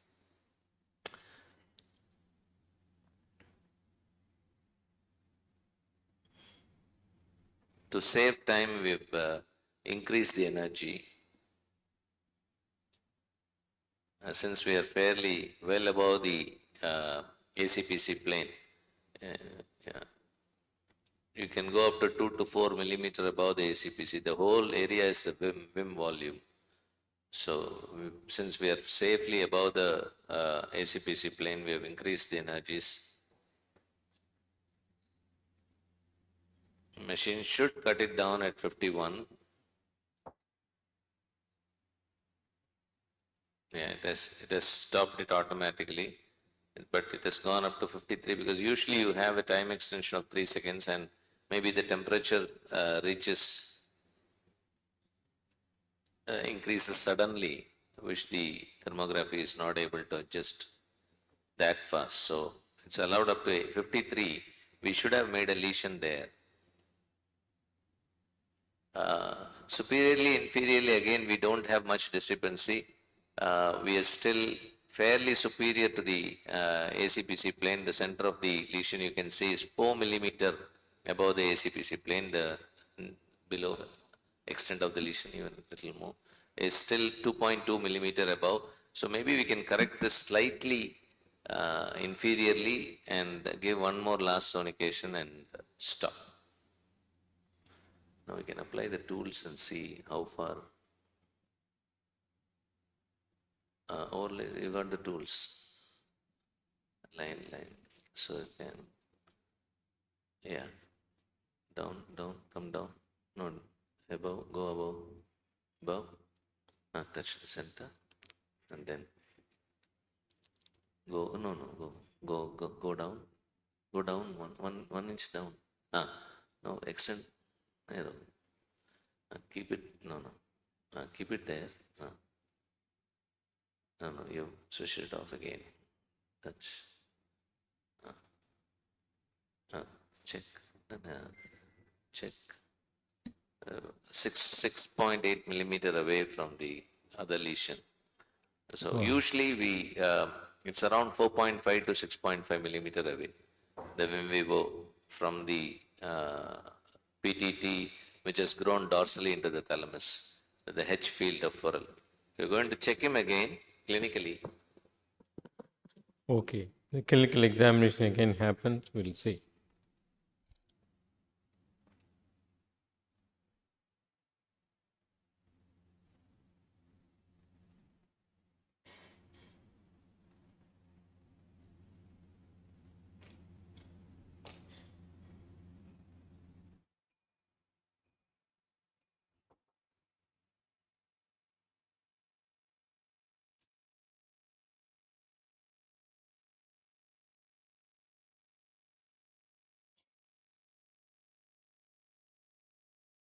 The rigidity has come down.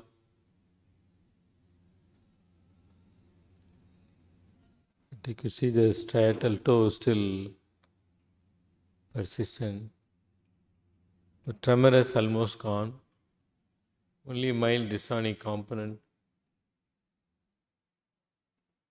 Can be able to do the finger coordination much better. This is re-emerging.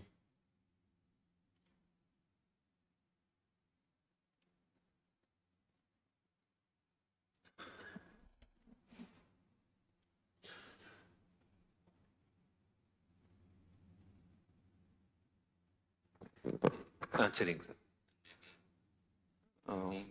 Inferior.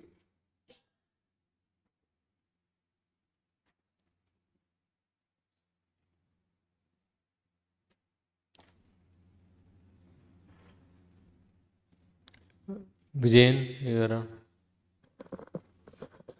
This is probably the final sonication, sir. Can you The briefly tremor is summarize? completely gone.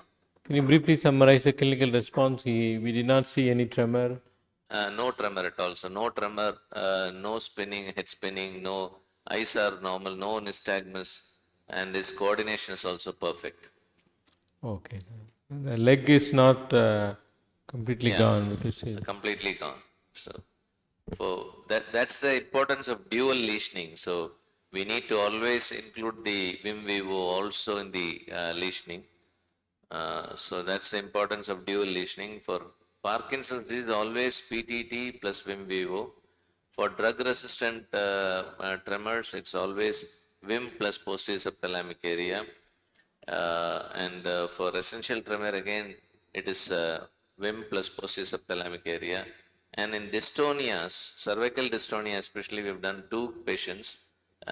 Both of them, we've always done GPI with medial PTT alone. So again, dual lesioning for all the, because GPI is very small area, sometimes very difficult to achieve a lesion.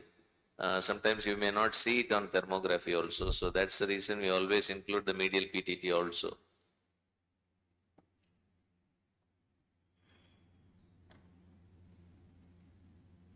Will allow. Stop. We usually don't exceed 55, 56 degrees. Maximum is 56. We try to keep our temperature, average maximum temperature at 56 degrees.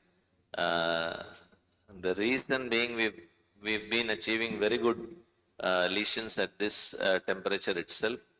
And it's what Professor K.S. taught us also. When he came here first, he taught us to keep the limit, the temperature at 56, the average temperature at 56.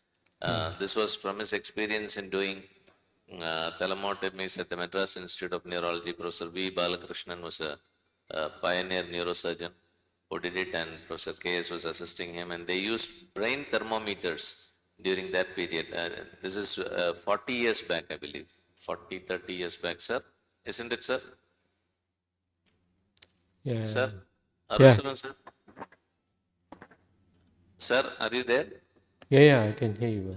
I think it was way back 40 years back when Professor V. Balakrishnan and team and Professor K.S., they all did thalamotomies using radio frequency probes and X-ray tomograms, pneumoencephalograms,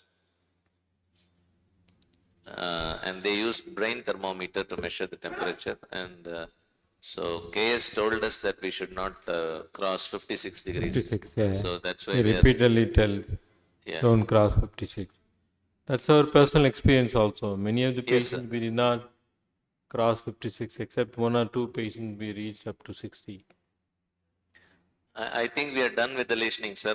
We're going to remove the patient from the table. Before that, Raghu is just going inside to have one last final clinical examination of the patient. As you can see, that there is no tremor, there is no significant rigidity also. The power is normal. He's checking for the eye movements. He's asking for sensations, and he's also just testing for ataxia.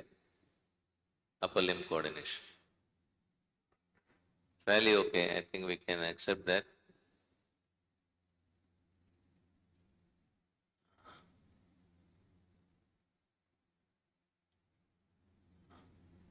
The leg power is also normal. So he is testing the motor power, they are normal, there is no weakness, no sensory loss. He is also trying to do the heel nation. Upper limb coordination is much better. Yeah, the coordination is also fine. So I think we are satisfied with the clinical examination. We'll have to do the scan and then we pull the patient out of the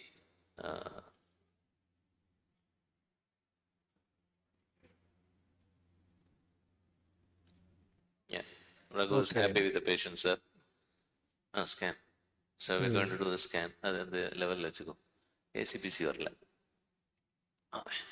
Dr. Anurag, PC. Can you pass on any comments? You're going to do 2 more patients in this weekend, isn't it? Okay. Give the mic. Oblique. Mic.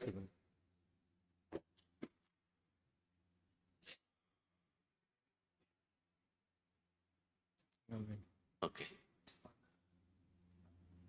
We're going to do the scan, sir. It'll take 3.5 minutes and then we are done. Okay. I'll ask here.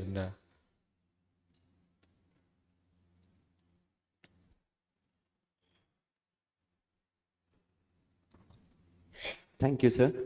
This was an excellent case where I feel we have done the medial PTT, the lateral PTT. Along with that, we also did the WIM, and we could see excellent control over the tremors, bradykinesia, and rigidity.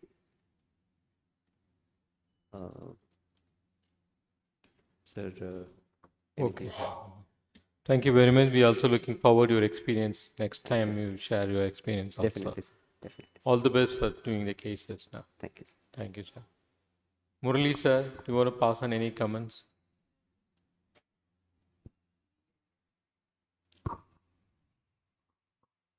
the senior consultant neurosurgeon from the Ramakrishna. Well, I'm new to the procedure. Today is the first one I'm seeing the visual live demonstration. I think it's a fantastic technology, and the way that you're all doing it is really amazing.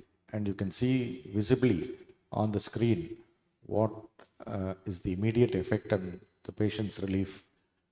Tremendous. I think it's a great innovation, and for those who can afford it, it's a fantastic remedy. Absolutely distressing to see those tremors, rigidity, and bradycardia just disappearing within a few minutes of what you're doing. My question, right now you have done about more than 100 cases, isn't it? 141. 141, okay. So what significant, the improvements we all see, everybody agrees it's good and everything, but to a patient coming to you, what are the cons that you would explain to them? The pros, everyone agrees, but what are the side effects that you have seen, and significant side effects that a patient will have, and what is your recurrence rate among all this? That's true, sir. We go over again and again to them. But whatever the symptoms, they find improvement with Sindapar, generally improves with the lesioning procedure also. The cons, we are saying that we do not know how long the effect is going to last. This is a one-time procedure for the lifelong. We expect the symptoms and the signs will disappear for the entire life. But we are not sure about that. We have a follow-up only for 6 years. 6 years so far in States and 2 years here. The recurrence rate is less than 10%. We did see few patients who had recurred with tremor. And then one patient we have redone the lesioning again after 6 months. So that's we cautiously warn them. Although the improvement is satisfactory, how long it's going to persist and we do not know. We need to see the long-term follow-up, and only we can decide. So for 6 years follow-up, the recurrence rate is only 10%. There are no major complications because we always do unilateral so far. Bilateral lesioning, we are all worried about that. We've done only about 5 to 6 patients bilateral. One patient did develop ataxia. Ataxia was lasted for 8 weeks, and then he has improved. So when we do the bilateral lesioning, we warn them about this ataxia in coordination to the patients clearly. And then if they agree, then we'll go for the bilateral procedures. Simultaneous bilateral procedure we have not done. We've done only sequential. One side after 6 months, the other side. Sir, can you see on the screen the lesion? Yeah, it's beautiful.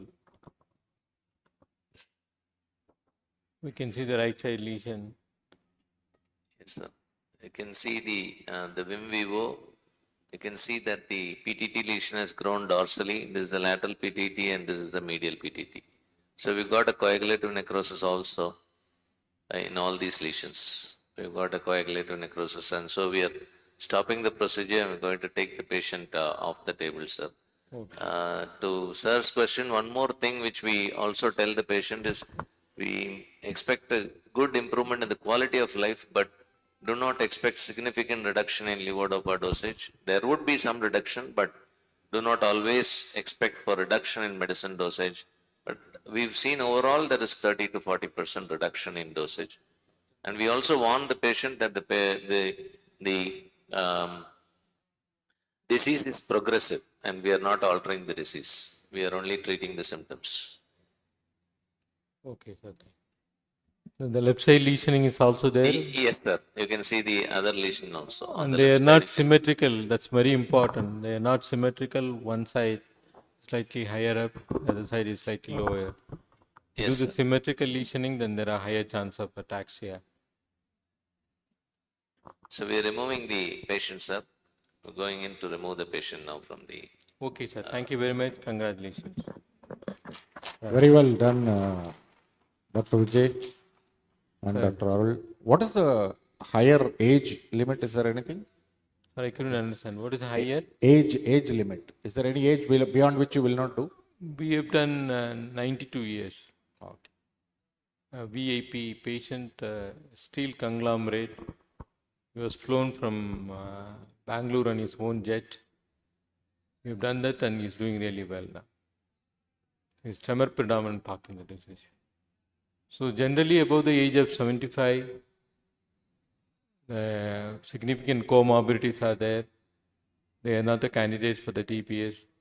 And these results are really encouraging them, very positive on them. So highest age is 92. Thank you, sir. Thank you very much for the patient listening. We'll bring out the patient now. Now I call Professor Rajkumar to deliver the vote of thanks, and then we'll conclude the session, disperse for lunch.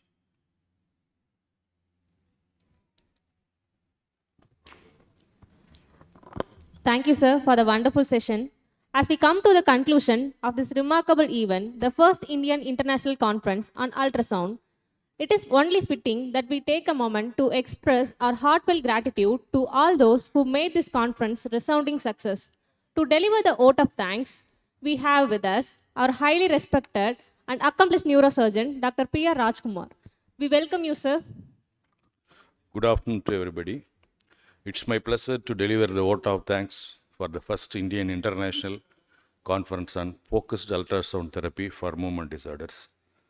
My sincere thanks to our Chairman and Managing Director, Dr. K. Madheshwaran, sir, who is the brain behind the conference. His vision has been made true and it has become the history. See, whenever there is a conference on focused ultrasound therapy in future, the first conference which held in Coimbatore, which was conducted by Royal Care Hospitals, will be remembered ever in the history.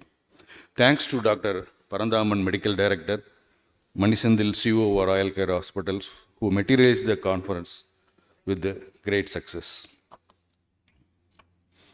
My sincere thanks to our organizing president, Dr. Arul Chelvan, organizing secretary, Dr. Vijayan, who were instrumental. We have got more than 175 registrations for this conference. And treasurer, Dr. Rahu, Dr. Sendil Kumar, radiologist, Dr. Sendil Kumar, neurosurgeon, for their immense effect in conducting the conference. My sincere thanks to our international faculty, Dr. Chang from Korea, Dr. Dibankar Nandi from UK, Dr. Dominic Tamora from Philippines, Dr. Fernandez from Spain, Dr. Kevin from Taiwan, and our Indian faculty, Dr. Deepak Patkar from Mumbai, for gracing the occasion and making the conference a great success. My sincere thanks to all the neurologists and neurosurgeons and residents who had attended the conference. Our sincere thanks to our Royal Care Hospital staffs who were in large numbers here. They were instrumental in smooth conducting the conference. My sincere thanks to audiovisual, media, and hotel management for helping to conduct the conference. My sincere thanks to all the pharma companies who sponsored the conference: Gladstone, Sun Pharma, IPCA, Linex, Alkim, Mesmer, DSS Image Tech, Genova, Eris, Plasmagen, Relinova, RMC, Genolia, Lorinan, and SMDA. My sincere thanks to one and all for making this conference a great success. Thank you.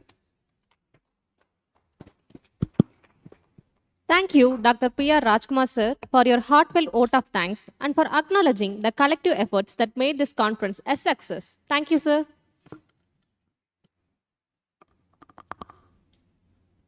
Your delicious lunch is waiting for you outside. Please enjoy. Wishing you all a safe journey home and looking forward to meeting again at future gatherings. Thank you and have a wonderful day.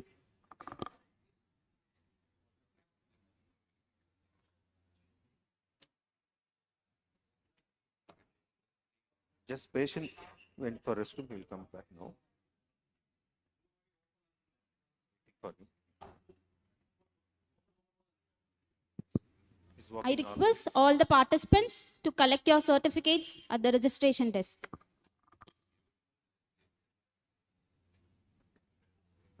How you feel, Mukul? I'm good, and the total vibrations and tremors are gone from my left side of the body. I can walk, I can take, all the tremors are gone. So I'm feeling happy. It's a very good sensation. Thanks. Thank you. And thank you. Thank you, everyone. We are signing off again Thank you. from Royal Care. Thank you.